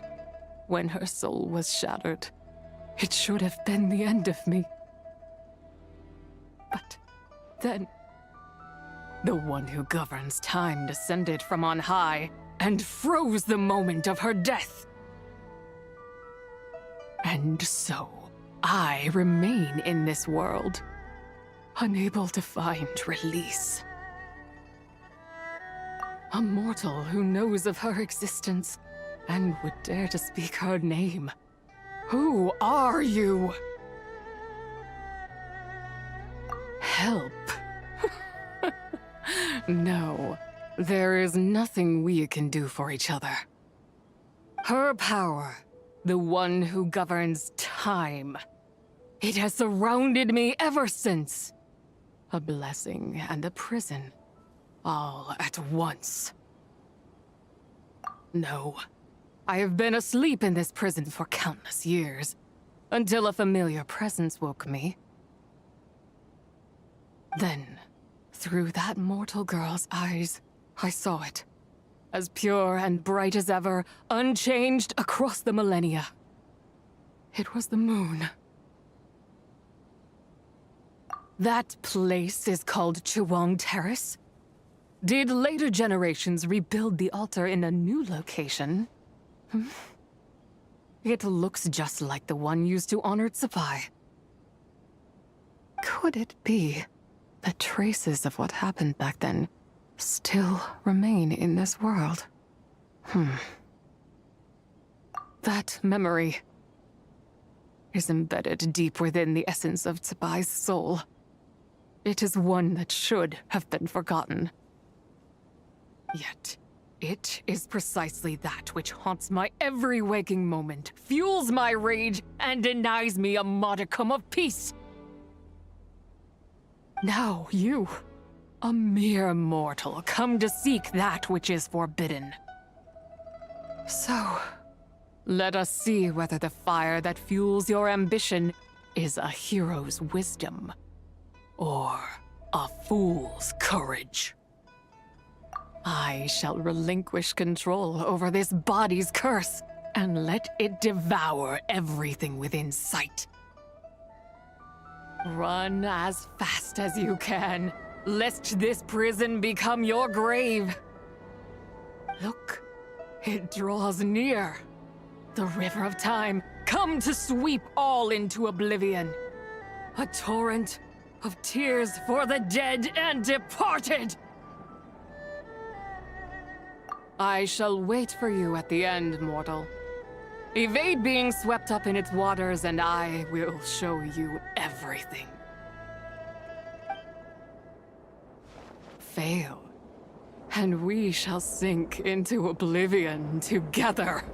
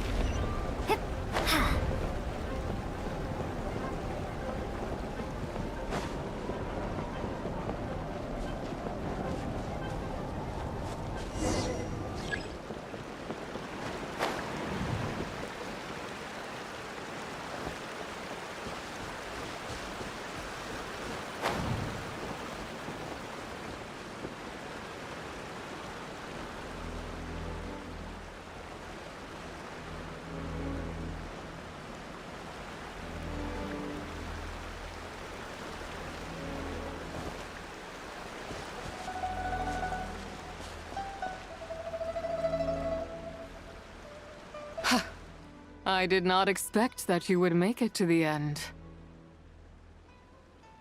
Yes, it would seem even time cannot hold you back. In that case, perhaps this truth is one you can bear. Come, let your wish be granted.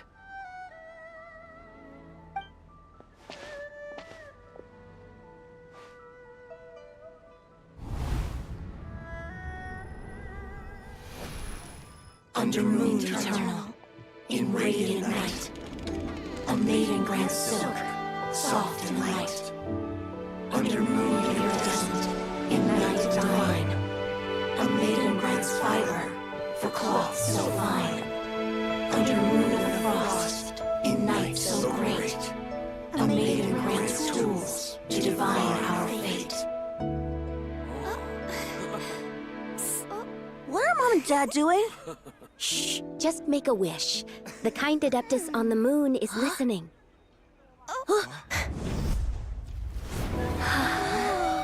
Look, it's Lady Tsubai. Wow! Lady Tsubai? Is she powerful? Of course.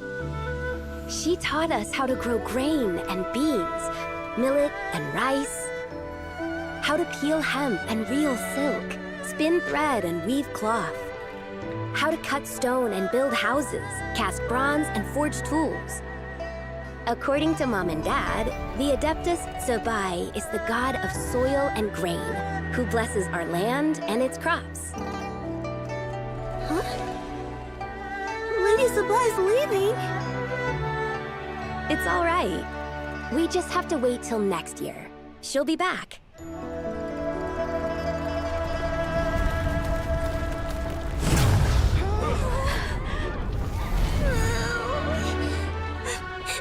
Mom and Dad are gone. Why hasn't Lady Tsubai returned? She'll come. We just have to believe. What is that?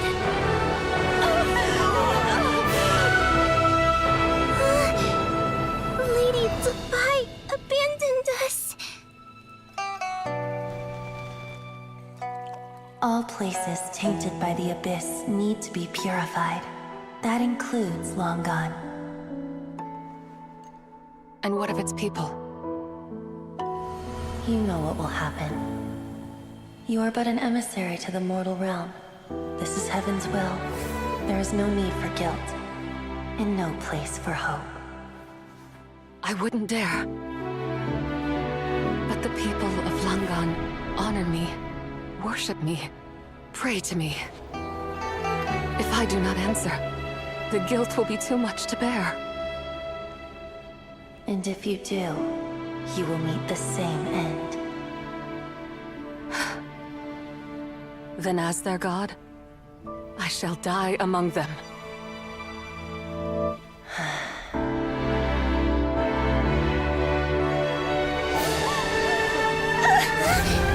Look! Lady Tsubai came to save us! I knew she wouldn't abandon us! Run!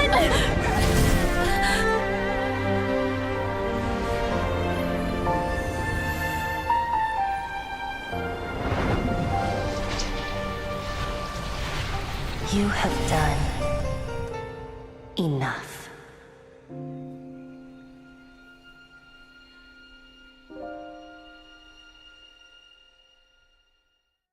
Now you know the truth. These are the memories that suffocate me where I stand and crush me under their weight.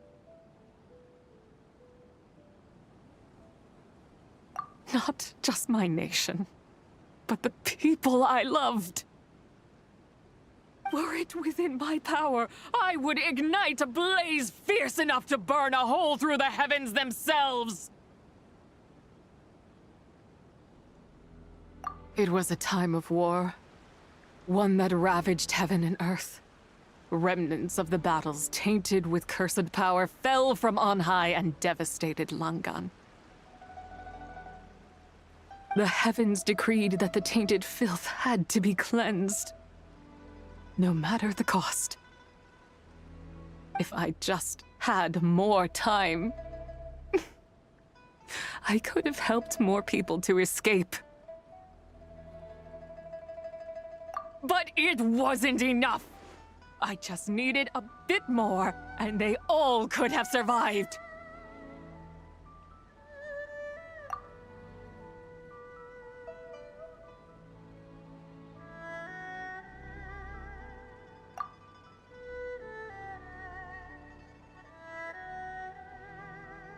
I never imagined there would come a day where I found peace. So long this rage has been within me. Yet here in this moment, it has stilled at last. Thank you. If you wish to bring Tsubai back to life, mortal, then you may take the part of her soul that lives in me. Just remember, From this moment onward, the fate of Langan's fallen rests on your shoulders. And that cannot now be changed. As I said before, I am but a remnant of Zebai's adeptal form, a manifestation of her wrath that was not meant to linger in this world. By taking away this fragment of her soul, you take away my shackles as well. So, let it be done. Ah, it's your turn to grant one of my wishes, is it? Very well. In regard to my fate, and that of Langan's fallen, I know there is little I can demand of you. However, should another raise a war banner against the heavens someday, let my name be set upon its cloth.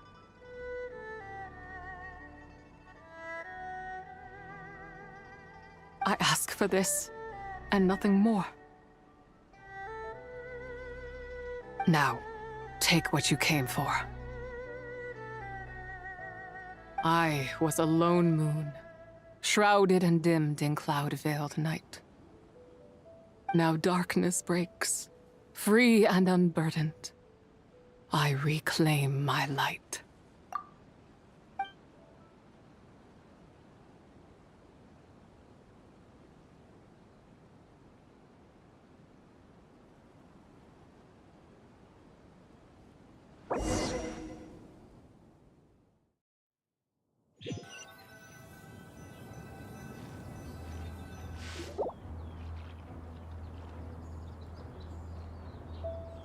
You think I am one to fold so easily?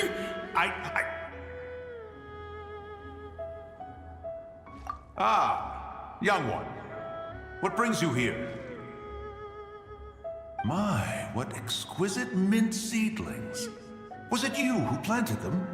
I had not taken you for one so versed in the horticultural arts. I must insist that you visit Mount Hulao. There is much we could learn from one another. Ah, but this is Cloud Retainer's abode. She does not appreciate the verdant wonder that is mint. We should leave at once. If she sees us here, there is little I can do to protect you.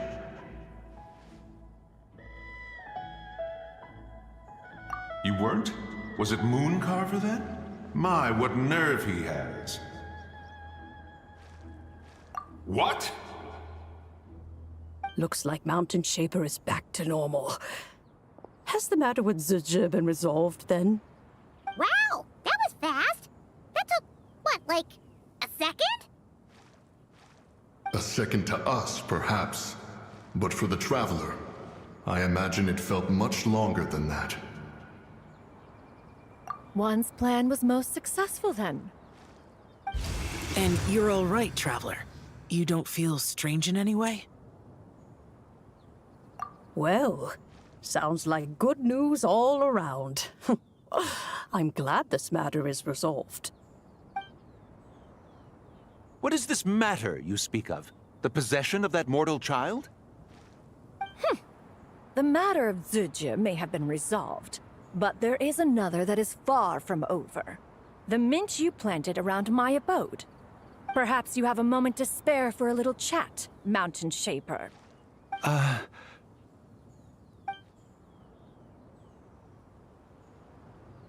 You seem reluctant to talk in detail about what happened with Zizhi.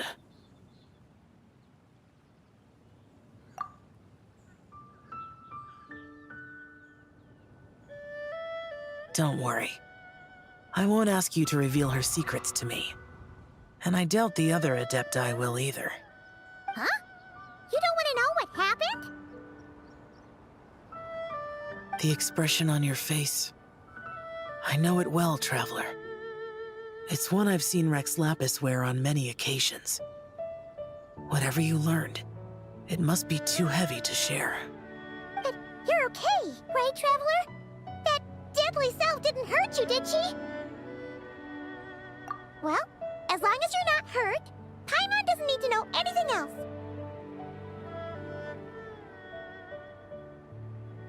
Even so, I hope you feel like you can entrust me with it. If I learned anything from our time together, it's that one should not have to shoulder such a weight alone. Not to mention that certain knowledge brings danger in its wake. I would never want you to feel forced to be the sole keeper of such secrets. Yeah. Kinda like how one person can't finish a whole slime, you know? Better to grab a bunch of friends and eat it all together. Exactly! Wait, no! Paimon's just saying we've got loads of friends who'll be more than willing to lend an ear.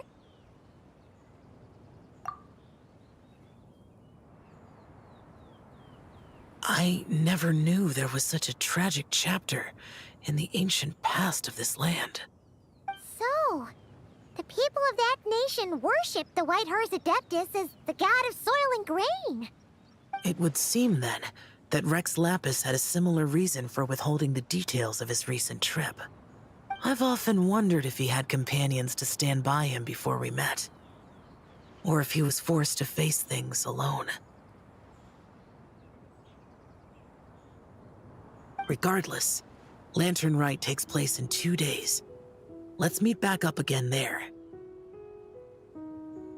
If there's no news of Rex Lapis by then, we'll have to come up with a plan.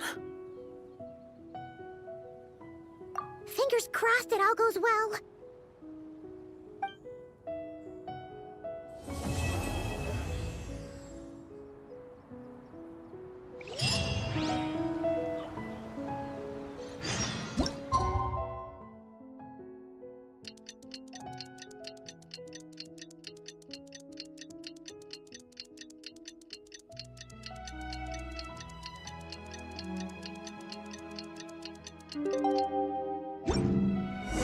It's time to meet back up with Xiao. Let's head to Mount Outsong.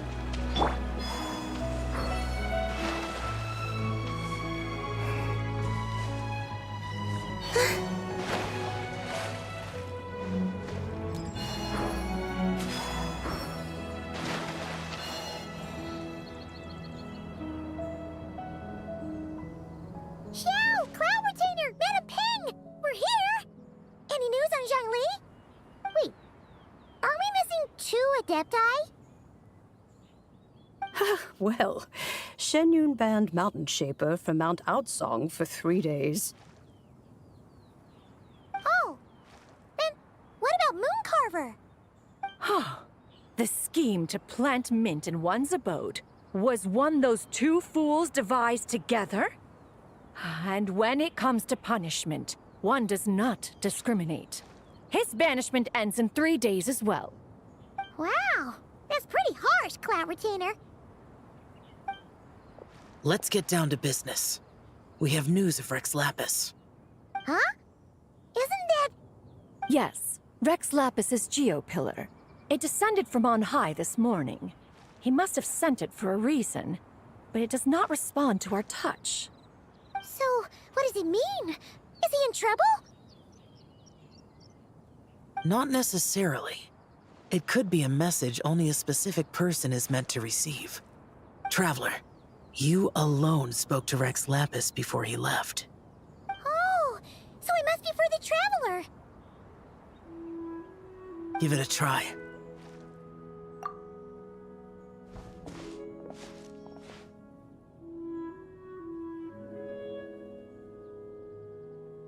Come to the spring on Mount Qingse. I have left an entrance for you.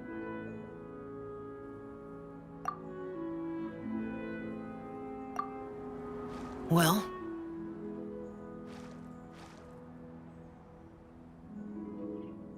Just as one surmised, it seems that Rex Lapis will not countenance our involvement in this matter. That would not surprise me in the slightest. He's always had a soft spot for the Traveler, after all. But be that as it may, we have served Rex Lapis for millennia now. In other words, I'm sure this has nothing to do with favoritism. He's probably just trying to protect us. That's right. So you mustn't let your guard down, even if Rex Lapis is by your side. All right, let's get going. We'll try not to keep you all waiting.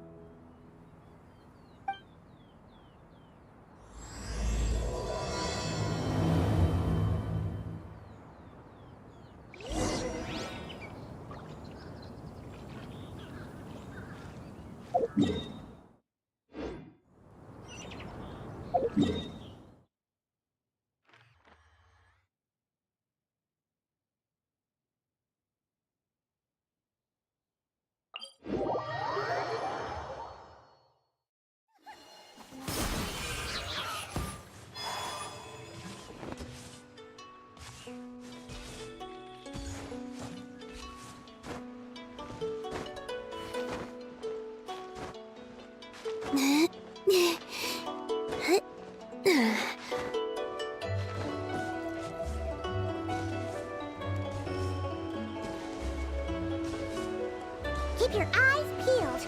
They should be around here somewhere.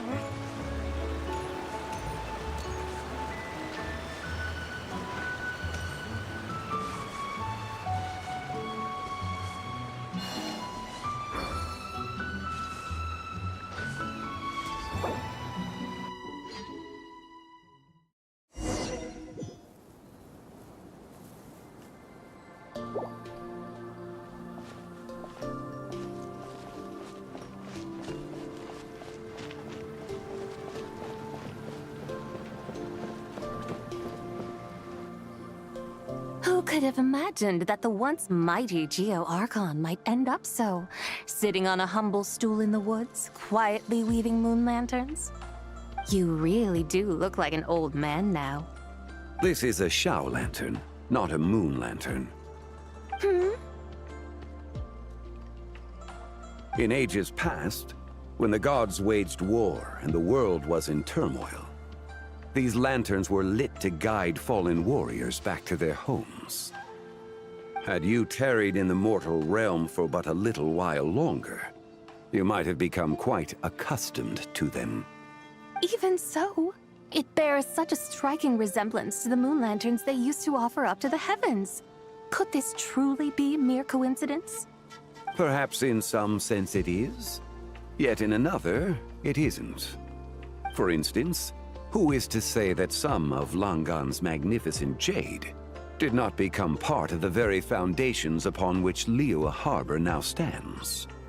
It is conceivable that this ritual was transmitted in such a manner too. Now, let's not let ourselves get carried away. For all its splendor, do not forget that, in the end, even Langan could not escape its heaven-sent fate. Alas, it is just a pity that the little creatures of this world may never again lift their eyes to the moon, even should misfortune befall them. But you, Geolord, now that you rule this realm, why take the trouble, not to mention the risk, to visit one who bears such profound guilt as I? Are you not afraid that you might be sullied by the curse of time that was laid upon me? There is no risk to speak of. At least, not in comparison to that which you took when you defied the heavens all that time ago. As I have stated, time and again, it was not I who defied the heavens. Geolord, the ancient affairs of Langan have nothing to do with me, for I am but one of her deadly selves, severed before her demise. My name is not Zebai, but Zichao. Surely you did not take us for one and the same, solely on the basis that we may all assume the form of white horses? Sorry to break it to you, but you seem to have found yourself the wrong white horse. Anyway, do tell me, what urgent matter brings you here? Very well then. I have come to ask for Zebai's shade. Oh? So, the Geolord has set his sights upon Zebai's human soul. And what is it that you intend to do with it? The world outside is changing. With the new moon's birth, the confines of the Shadow Moon are gradually disintegrating. In other words, the heavenly soul is set to return. Consequently, strange phenomena have manifested within Langan's former domain, leading to the earthly soul's reappearance as well. The last of the trio, the human soul, is in your possession. Most intriguing. My intention is to gather all three together, so that an old friend may finally make her return. I must admit, it seems that some remarkable affairs are coming to pass in the outside world. Yet there is one thing you seem to have overlooked, Lord of Geo. Back in the day, it was you that freed me from that painting. And afterwards, I took up arms in your name. Together, we first subdued Chenyu Vale, then brought peace to Mount Qingse. It was for this cause that the contract between us was made. But now that the debt has been repaid, what cause have you to expect my aid? Zibai and I have long been friends. Given not only that you were manifested from a corrupt desire within her divine form, but that you also possess a fragment of her soul, how can you purport to be the wrong White Horse? I think you'll find that we are now as separate and distinct as any two beings ever were. What once shone with radiant purity has long become dust. What you see is no longer what it was. Oh, great Lord of Geo. Should this still be unclear to you, I bid you take your leave. It seems that the fault lies in my own lack of consideration. As you wish. I shall let this matter rest. Wait! One moment, if you will. Should this not be your opportunity to propose a new contract? The part where you make me an offer I simply couldn't refuse? Even those puny mortals know how to haggle when striking their bargains. Should you, the famed god of contracts, not likewise strive for success through negotiation? Come now, enough with the posturing. It's time to name your price. Very well. I had, in truth, prepared a new contract for your consideration. I knew you would not come before me unprepared. Yet, you should know that I want for nothing, for I live in the mountains, carefree and untroubled. Occasionally, I even find sport in teasing the mortals who stumble into my presence. Then why persist in telling them those ancient stories? I speak of what transpired before the sky collapsed and the earth sank into itself. That is merely my way of passing the time.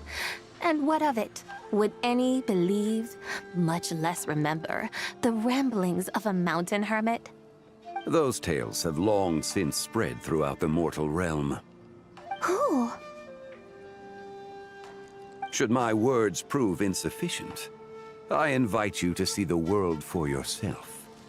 To this end, I have found you a pair of trusty guides. The Lanternlit is presently underway in Liyue, and should prove quite intriguing for you. So this, then, is the contract you have prepared for me? Indeed it is. Think of it as a contract for a one-day festive excursion. Surely you do not hope to offer this in exchange for Tsubai's shade. The foundation of my very existence for a little excursion seems a little steep, wouldn't you say? Why not see for yourself? You can always decide afterwards. The final determination, of course, shall rest with you. Is that so? Then perhaps this deal might not be entirely off the table after all. Where then are these guides of which you speak? Hey, it's Xiangli! Oh, we've been looking for you everywhere. We thought you might have gone missing. You're here. So these are my guides. Well, well. They certainly look the part, I'll give you that. Guides? Oh, you poor innocent little creatures. The benevolent Lord of Geo has sold you to me, which means that for the rest of this day, you belong to me. Sold us to you? Just what have you gotten us into, Xiangli? The situation is not quite as dire as that would sound. I ask only that you accompany my Adeptus friend on a tour of Liyue. I would suspect that depends on how well you entertain me. Entertain you? Let us start with this Liyue harbor of which I have heard so much. Nowhere is quite so fascinating as a place teeming with little mortals. How come this Adeptus sounds so different from what Paimon imagined? Okay, we'll take care of it. Get ready to find out why they call Paimon the best travel guide in all of Tibet.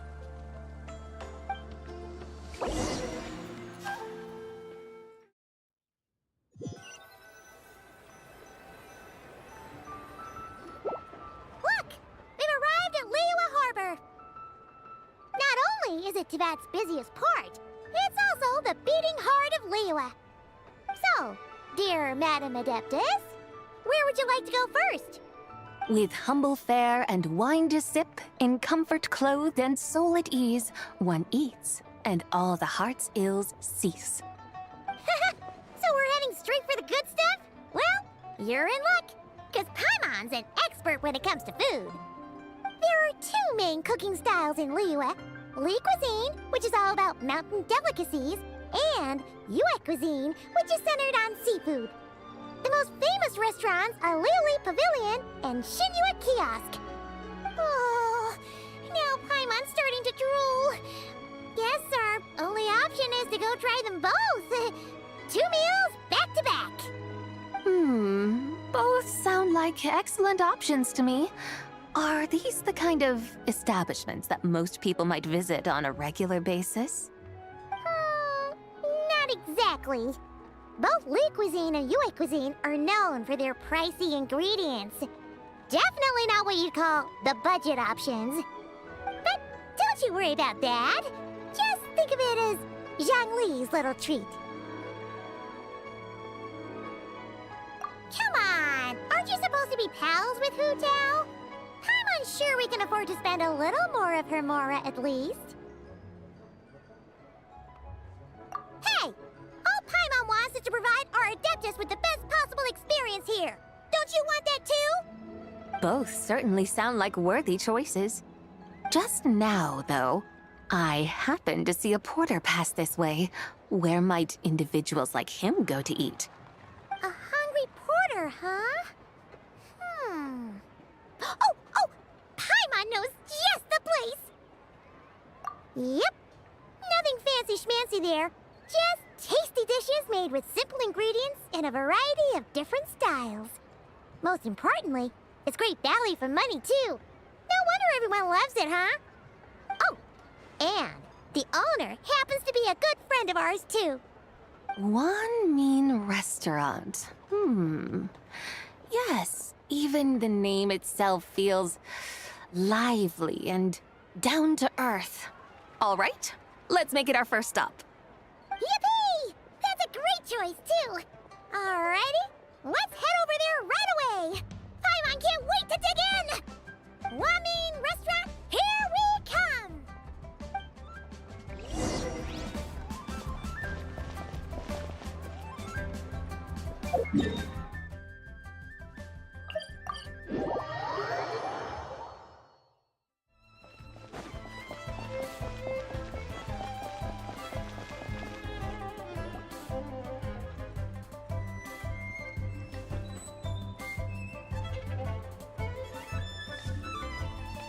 Shangling! Shift now! We're here!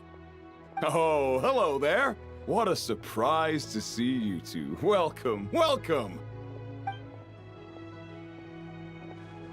Hey there, Traveler and Paimon. We're a little busy today, so grab a table while you still can. But I don't think I've met this lady before. Is she a new friend? You could say that. Oh, I see. Well, hey there. A friend of the Traveler's a friend of mine, too. Don't worry, we'll take good care of you. Just order whatever you want, it's on the house. By the way, I'm Zhangling. I cook here at Wan Min Restaurant. What's your name? Miss Xiangling, have you ever heard of the White Horse Adeptus? Of course. What about her? I am her, and she is me. Huh? You mean you're an Adeptus? Oh, you young'uns crack me up. Come on, Xiangling. You've got to keep up with the times. Haven't you heard of cosplay? It's like a role-playing game where you dress up as famous characters and pretend to be them. Seriously, it's all the rage, and it looks like this young lady is quite the expert. Your friends sure keep their fingers on the pulse, huh, Traveler? Wow, Dad. Didn't know you were so tuned in. But how come I haven't heard about it? You gotta listen to our customers. Didn't I tell you to spend less time chasing after wild vegetables and more time making friends? You're even more out of touch than I am. Hey, I like making friends too. Isn't that what I'm doing right now? Anyway, even if it is just a costume, is it alright if I still call you Whitehorse Adeptus? Of course it's all right, because that's exactly who I am. Okay. I can see you're really committed to the role. How about I call you the real Whitehorse Adeptus instead? In that case, you can call Paimon the real traveler. Yeah, right. You could have at least switched outfits. Puny mortals. Nevertheless, I suppose it might be amusing to indulge in your little charade, for a while at least. All right, go grab yourselves a table. I'll come take your order in a bit.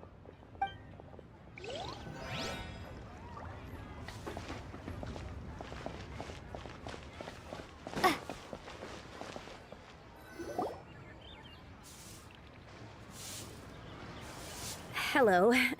May I ask if Miss Xiongling and Chef Mao are here? Yeah, they're just over there. Wait a sec. Aren't you?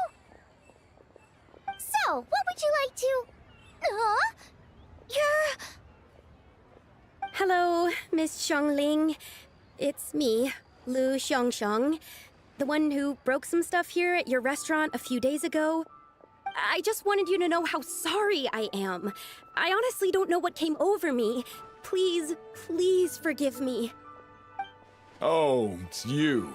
You really gave me a fright that day, young lady.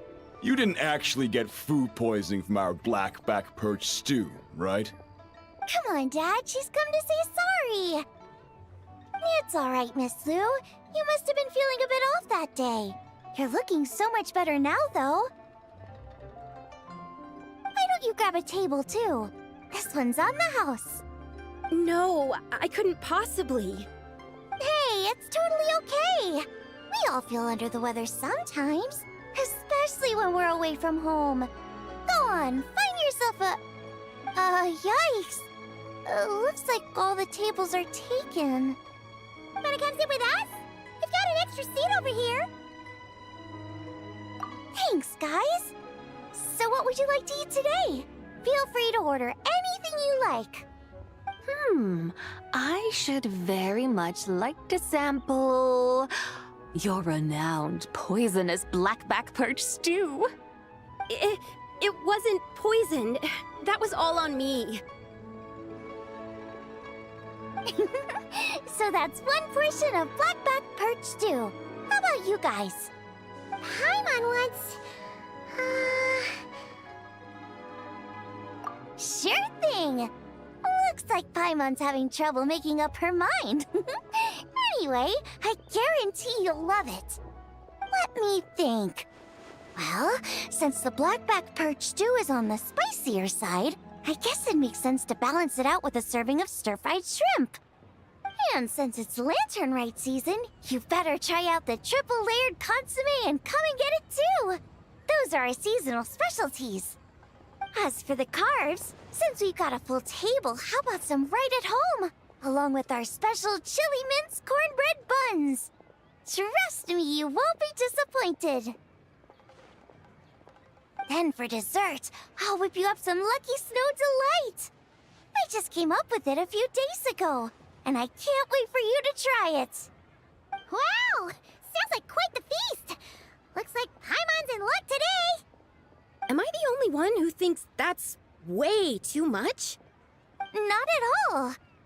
Don't worry, I know what I'm doing. And to top it all off, our star dish, Adeptus Temptation. You should know that we don't often serve this here at Wanmin Restaurant. But since this is my first time cooking for the White Horse Adeptus, I'm pulling out all the stops. Okie dokie, just sit back and relax. I'll have your dishes out in no time. Hold on. Did I just hear Miss Xiangling mention the White Horse Adeptus? You did indeed. And you're looking right at her. That's a joke, by the way. She's cosplaying. Oh, I see. Phew, almost believed you there for a moment. Tell me, little one, what business might you have with the White Horse Adeptus? It's a long story. Basically, a while back, I took part in an archaeological dig over at the chasm. While we were there, we discovered a number of relics. Our findings show that they date back to the era of Long Gone, an ancient nation whose people are said to have been the ancestors of some of the modern-day inhabitants of Chenyu Vale. And why might such matters concern the White Horse Adeptus? Because some of those relics not only seem to contain textual references to her, but even depictions of what she looked like. There have long been legends claiming that the White Horse Adeptus was a deity of that era, but there are plenty of other theories out there too. If I could just locate some more detailed records, I'm sure we'd be able to find out so much more. So you're into history? Well, to tell you the truth, I actually joined the archaeological team by sheer accident. But once I'd started down this path, I knew that I wanted to make something of myself. Recently, though, things seem to have taken a turn for the worse. Still can't believe I caused such a mess and even ended up hurting someone. Oh, so you're considering becoming a martial artist now instead? No, I mean, they weren't seriously hurt. It was just a few scratches, and they let it go after my mother compensated them. Either way, my career's pretty much over. And even though both the victim and the Ministry of Civil Affairs say they won't be pursuing the matter any further, my father says he's going to punish me according to our family rules. Family rules? Yeah, he's decided to ground me. I'll have to return to Chaoying Village after Lanternlit, and goodness knows when I'll be allowed to leave again. Wow, that's harsh. Sounds like the kind of thing only rich, super traditional parents would do. We're not exactly rich, though. All we own are a few tea fields in Chaoying Village and a guest house in Liyue Harbor. A guest house? It isn't Baiju Guest House by any chance? Yep, he's my grandfather. So you've heard of the guest house before? Small world, huh? Come to think of it, didn't Boss Lu mention something about hoping that the White Horse Adeptus would show up and let her divine power be known? Sure, but Paimon's guessing this wasn't exactly what he had in mind. Little one, it sounds to me that your family is rather well off after all. What then drew you to archaeology? Why subject yourself to such unnecessary hardships? Even if I stayed at home, there's no guarantee I'd lead a nice, easy life. Just look at my father. Recently, my grandfather put him in charge of the guest house, and he came up with a bunch of ideas right away, starting with changing its name. That didn't turn out well, though. My grandfather yelled at him for days, even calling him a bad son, and they still haven't let it go. Oh! Paimon thinks we might have heard about that too. Long story short, being dependent on others is never fun. You just end up being completely under their thumb. That's why I want to make it on my own out here, no matter how hard it is. After all, as the saying goes, to rise above others, one must endure the hardest of hardships. What's so funny about that? You poor, innocent little creatures never fail to amuse me. To think you would endure all manner of hardships in your brief time on this mortal plane, and all that merely to rise above others. I would have thought that the wiser path would be to simply roam this world as I do. Huh? Tell me, what is it that you truly delight in? Archaeology? Martial arts? Tea planting? Or perhaps the keeping of a guest house? What I delight in? Yes. Surely there must be something you don't find quite so exhausting. Whatever delights you should not feel like a burden. But do things like that really exist? Of course! Take Miss Xiangling, for instance. I defy you to detect even a hint of hardship on her face when she wields her walking spatula. So, since it seems you are resolved to tread the rocky path, you should strive with all your might to pursue that which brings you delight. You mean, like cosplay? I suppose you might say that. Looks like the White Horse Adeptus is really getting into her role. I think I get what you mean then. Maybe I should have a chat with Miss Xiangling before I head home. Okay, everyone. Sorry to keep you waiting. Here's your food. Wow. It all smells so good. Oh, finally! I get to try that famous poisonous stew. Hey! Didn't you hear what Shang said? It wasn't the stew. If anyone's to blame, it's that other you. What's up? How fiercely this mortal fare burns upon the tongue!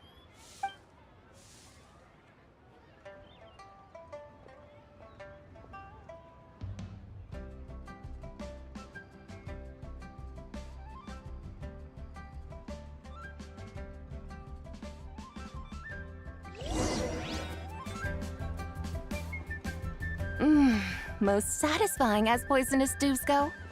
So, where to now? Time, I think, to seek out some diversion? Oh, there's plenty of entertainment options in Liyue. Paimon will tell you that. The locals like to drink tea, walk their pets, play chess, watch operas, attend storytelling performances. Storytelling performances? You know, like listening to people telling stories. They're usually based on old Liyue legends, just like their operas. Stuff like the Divine Damsel of Devastation, Through the Eyes of a Dragon, or the Sanctification of Tao Do. What about the story of the bright moon that sits in the sky above us? Paimon doesn't think she's heard that one. Still, the moon does come up quite a lot. It's even in the name itself. The Yue in Liyue actually means moon. Since we're on the subject, you like telling stories yourself, right? Why don't we go check it out? In that case, I'll have to trouble the two of you to lead the way.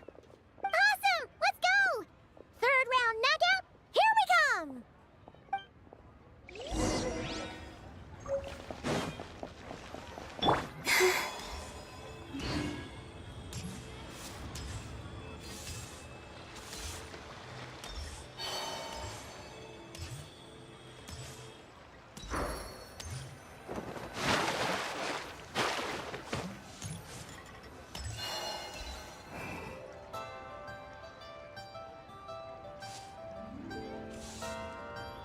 What a tongue twister.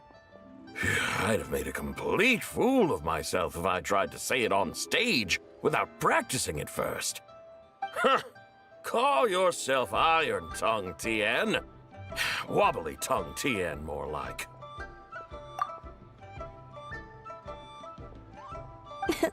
I used to have that problem a lot. But if you just take your time to grasp the meaning and commit it to memory, you'll be able to say it smoothly in no time. You're right, Miss Yoon. I'll give it another try. Hey, Yunjin! Fancy seeing you here! What are you two talking about?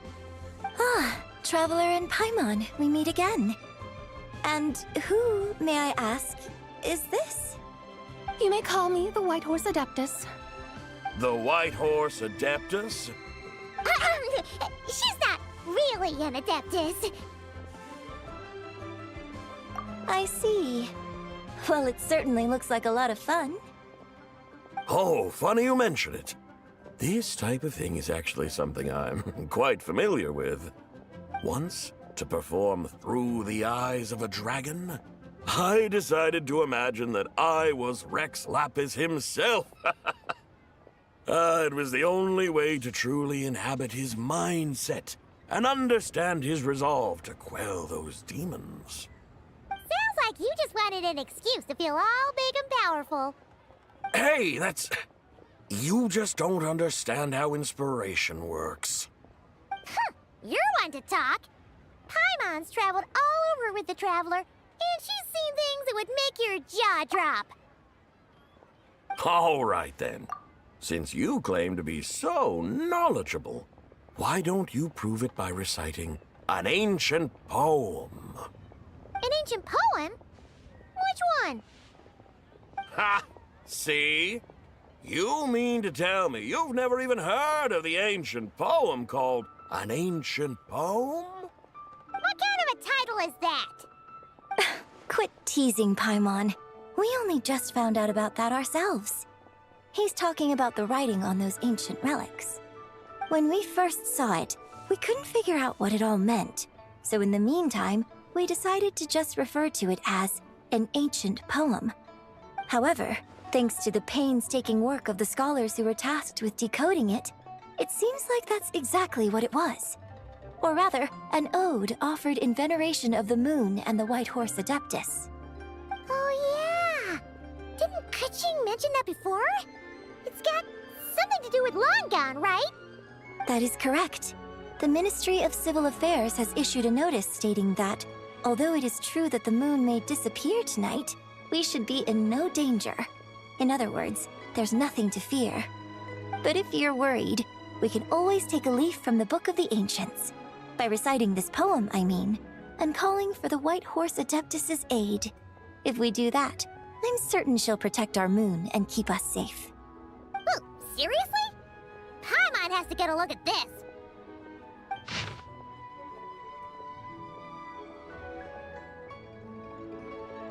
Under moon eternal, in radiant night, a maiden grants silk, soft and light? Wouldn't have had that supposed to mean? Under moon iridescent, in night divine, blah blah blah, something cloud so fine. Something about fields being plowed, something else about seeds being sown from the earth. Seriously? What is this? The fields are plowed, the seeds are sown, and from the earth, life is grown. Whoa!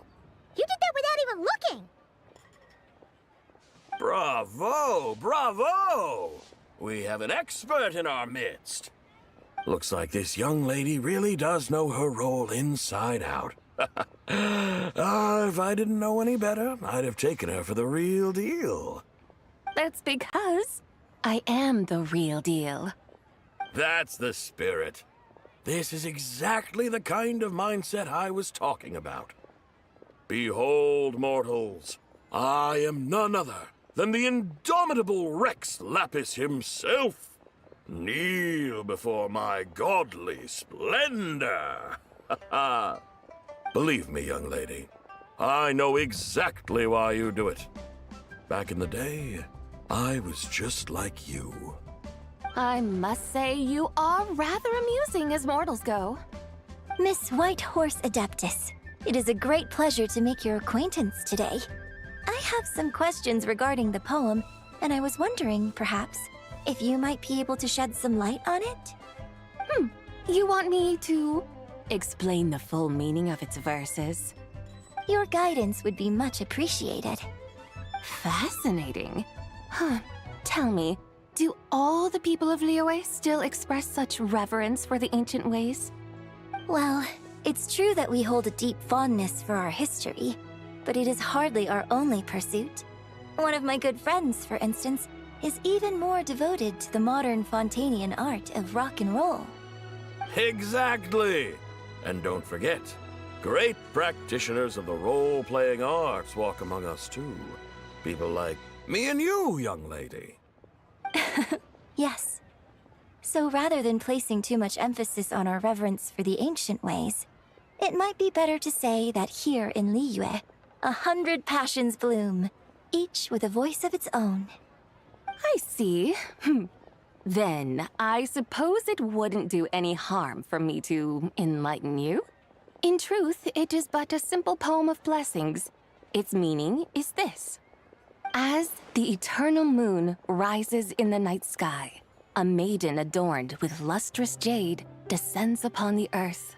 She blesses the kudzu vines and mulberry leaves so that they may be used to make coarse cloth that is nevertheless soft, light, and comfortable to wear. As the iridescent moon rises in the night sky, a maiden adorned with lustrous jade descends upon the earth. She blesses the kudzu vines and hemp so that they may be used to make fine, luxurious cloth. As the frost moon rises in the night sky, a maiden adorned with lustrous jade descends upon the earth. She blesses the mugwort and artemisia so that they may be perfect for divination. So she really did come down from the moon? She shows the people how to use the plow and spade to purge the land of weeds, till the soil, and heap up the earth to make it fertile. Then with the hoe, she teaches them to sow their grain, bestowing the promise of life upon every seed. She blesses the millet and the beans, ensuring that their stalks and vines stretch forth without end. She graces the wheat and the rice, so that their heavy heads are filled with plump, glistening grain. Sounds like she's a real pro at all this farming stuff. The fruits of the field are harvested and brewed into sacred wine for honored guests. This we reverently present to the divine maiden, with every ceremonial step flawlessly observed, so that she may witness the depth of our piety and respect. Oh, divine maiden, how can your graceful presence in the sky not seem like that of a fairy descending from the heavens? Oh, divine maiden, how does your pure and radiant form not resemble the guardian spirit of our land? I send my heart's desire, ascending to the heavens, beseeching you to grant us good fortune and blessings in the coming year. Huh? So, that's what it's supposed to mean? I find myself speechless, moved beyond the power of words to convey. Oh, young lady, you have shown me the heights to which a true role player might aspire. A truly remarkable performance. I did not anticipate that anyone could unravel this poem with such depth and clarity, and so soon after the Ministry of Civil Affairs noticed, too. I'd even begun to consider myself somewhat versed in the matter, but as they say, there's always someone more knowledgeable out there. Allow me to extend my thanks to you, Miss Whitehorse Adeptus. You are far too humble, young one. I must confess, it is I who have been surprised, not only by you, but also by this Liyue harbor of the present day. Ah, so you're not from Liyue. And what, may I ask, has surprised you about it? Oh, it's nothing really. Just some old memories scattered here and there. Very well, my guides. I suppose it is time we set forth on the next part of our excursion. I'd like to go see that wharf now. What say the two of you? No problem! We'll take you wherever you want. Oh, leaving so soon? Before you go, allow me to introduce myself. I am Yunjin, director of the Yunhan Opera Troupe. May I ask your name in return? My own name is scarcely worth mentioning, but since you asked, perhaps I'll tell you the title of that poem instead. Huh? So, it isn't actually called an ancient poem? Of course not. Its real title is Odes of Long Zabai. Odes of Long Zabai. All right then, until we meet again.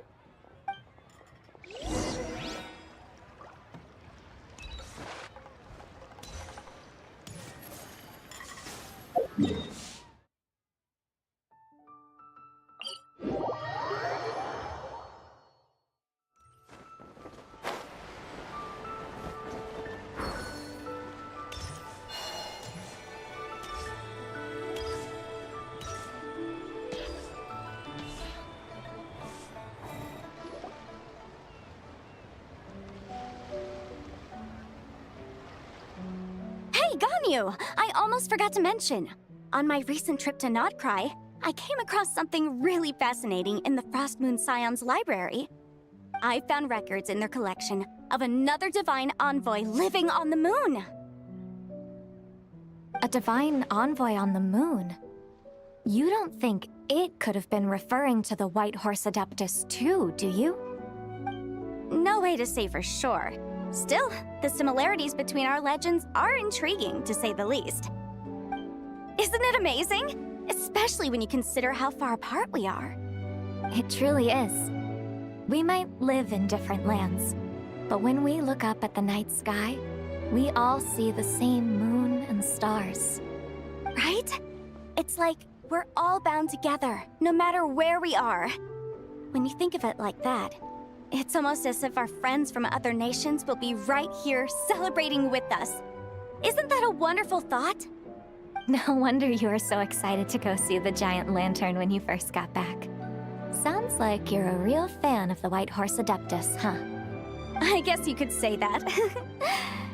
Just a pity she's so elusive. Even Granny's never met her, you know? Maybe she really is just a legend after all. Hey, Yanfei and Ganyu! Trust, Paimon. The White Horse Adeptus is as real can be. Huh? Oh, look! It's the Traveler and Paimon! Feels like I haven't seen you two in, like, forever. Happy Lanternlit. It's so good to see you again. Hey, you two. Happy Lanternlit. Did I hear you right just now, Paimon? Does that mean you've actually seen the White Horse Adeptus? She has indeed. And now, so have you. Huh? And you are? Why, who else? The White Horse Adeptus, of course! Could you maybe start with something else next time? You're the White Horse Adeptus? That's right! Allow Paimon to introduce you to our new friend, Zichao. She's been low-key obsessed with cosplaying the White Horse Adeptus ever since we met her. I see. Well then, greetings, Miss Zichao. My name is Yanfei, and recently I've been low-key obsessed with learning everything I can about the White Horse Adeptus. I'm sure the two of you will get along like a house on fire. Oh, and by the way, I'm Ganyu. So, Miss Zichao, you must be here to see the giant lantern too, right? Hmm? A horse-shaped Zhao lantern? Is that what I think it is? That's right. A lantern made to honor the White Horse Adeptus herself. Isn't it gorgeous? Huh? What are you laughing at? Both the lantern and myself. What do you mean? Oh, this lantern truly is an artistic masterpiece. But tell me this, have any of you ever seen a horse before? Come to think of it, Paimon can't remember ever actually seeing one herself. What about you, Traveler?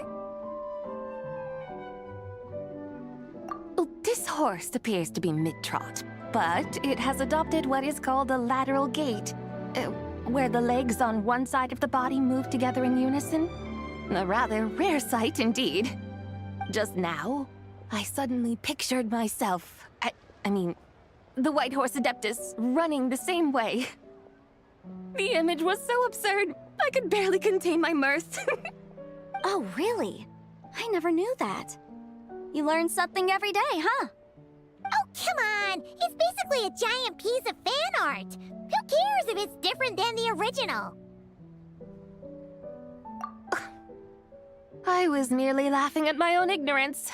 I came here thinking that the White Horse Adeptus' tale had been long forgotten.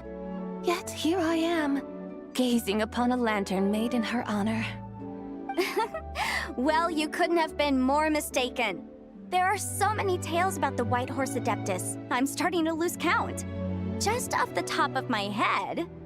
Just so you know, Yanfei, we've heard it all like a million times before. Aha!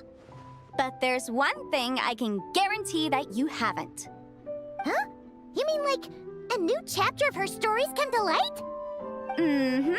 And I heard it from Ganyu just yesterday. Hey, why don't you share it with the others? Sure, no problem. Where to begin? Do you guys still remember what Liyue's Moon Chase Festival is about? Of course! It's a festival held in honor of the Stove God. That's right. But it took a really long time for the Stove God Festival to become what it is today. In its earliest form, it was actually an adeptal ritual known as the Moon Chase Rite. Paimon remembers Madame Ping mentioning that before, but she never explained exactly what it was. According to Cloud Retainer, the Moon Chase Rite was originally a ritual meant for communicating with the moon. Communicating with the moon? But for what purpose?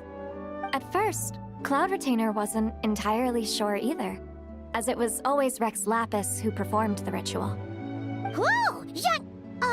Rex Lapis did it himself? Must have been a really important ritual. That's right. Unfortunately, despite numerous attempts, they never actually received any response from the moon, which is why they eventually stopped performing it. But then, just yesterday, Kutching took a picture of the moon being obscured by a dark hole to Cloud Retainer and asked if it had anything to do with the Moon Chase Rite. The moment Cloud Retainer saw it, it suddenly dawned on her that the rite might have been an attempt to reach the White Horse Adeptus all along. Does that mean Zhang Li's been trying to bring back the White Horse Adeptus all this time? So how about that? Bet you never thought there might even be a link between the White Horse Adeptus and the Moon Chase Festival. If Kutching hadn't taken that picture to Cloud Retainer, we would never have known any of this. This is probably what Kutching was referring to that day when she mentioned there were some ideas she wanted to follow up on. So, Geo Archon. All this time, you've been striving to awaken her. Huh? What do you mean, awaken? Nothing. What I truly meant to say was, this new insight you've provided has been truly eye-opening. Oh, by the way, my trusty guides, I've been meaning to ask, where in Liyue Harbor might one enjoy an expansive scenic view? Huh? We're off to the next stop already? But Paimon's barely done digesting that lore bomb just now. All the more reason to find the right spot to let it sink in.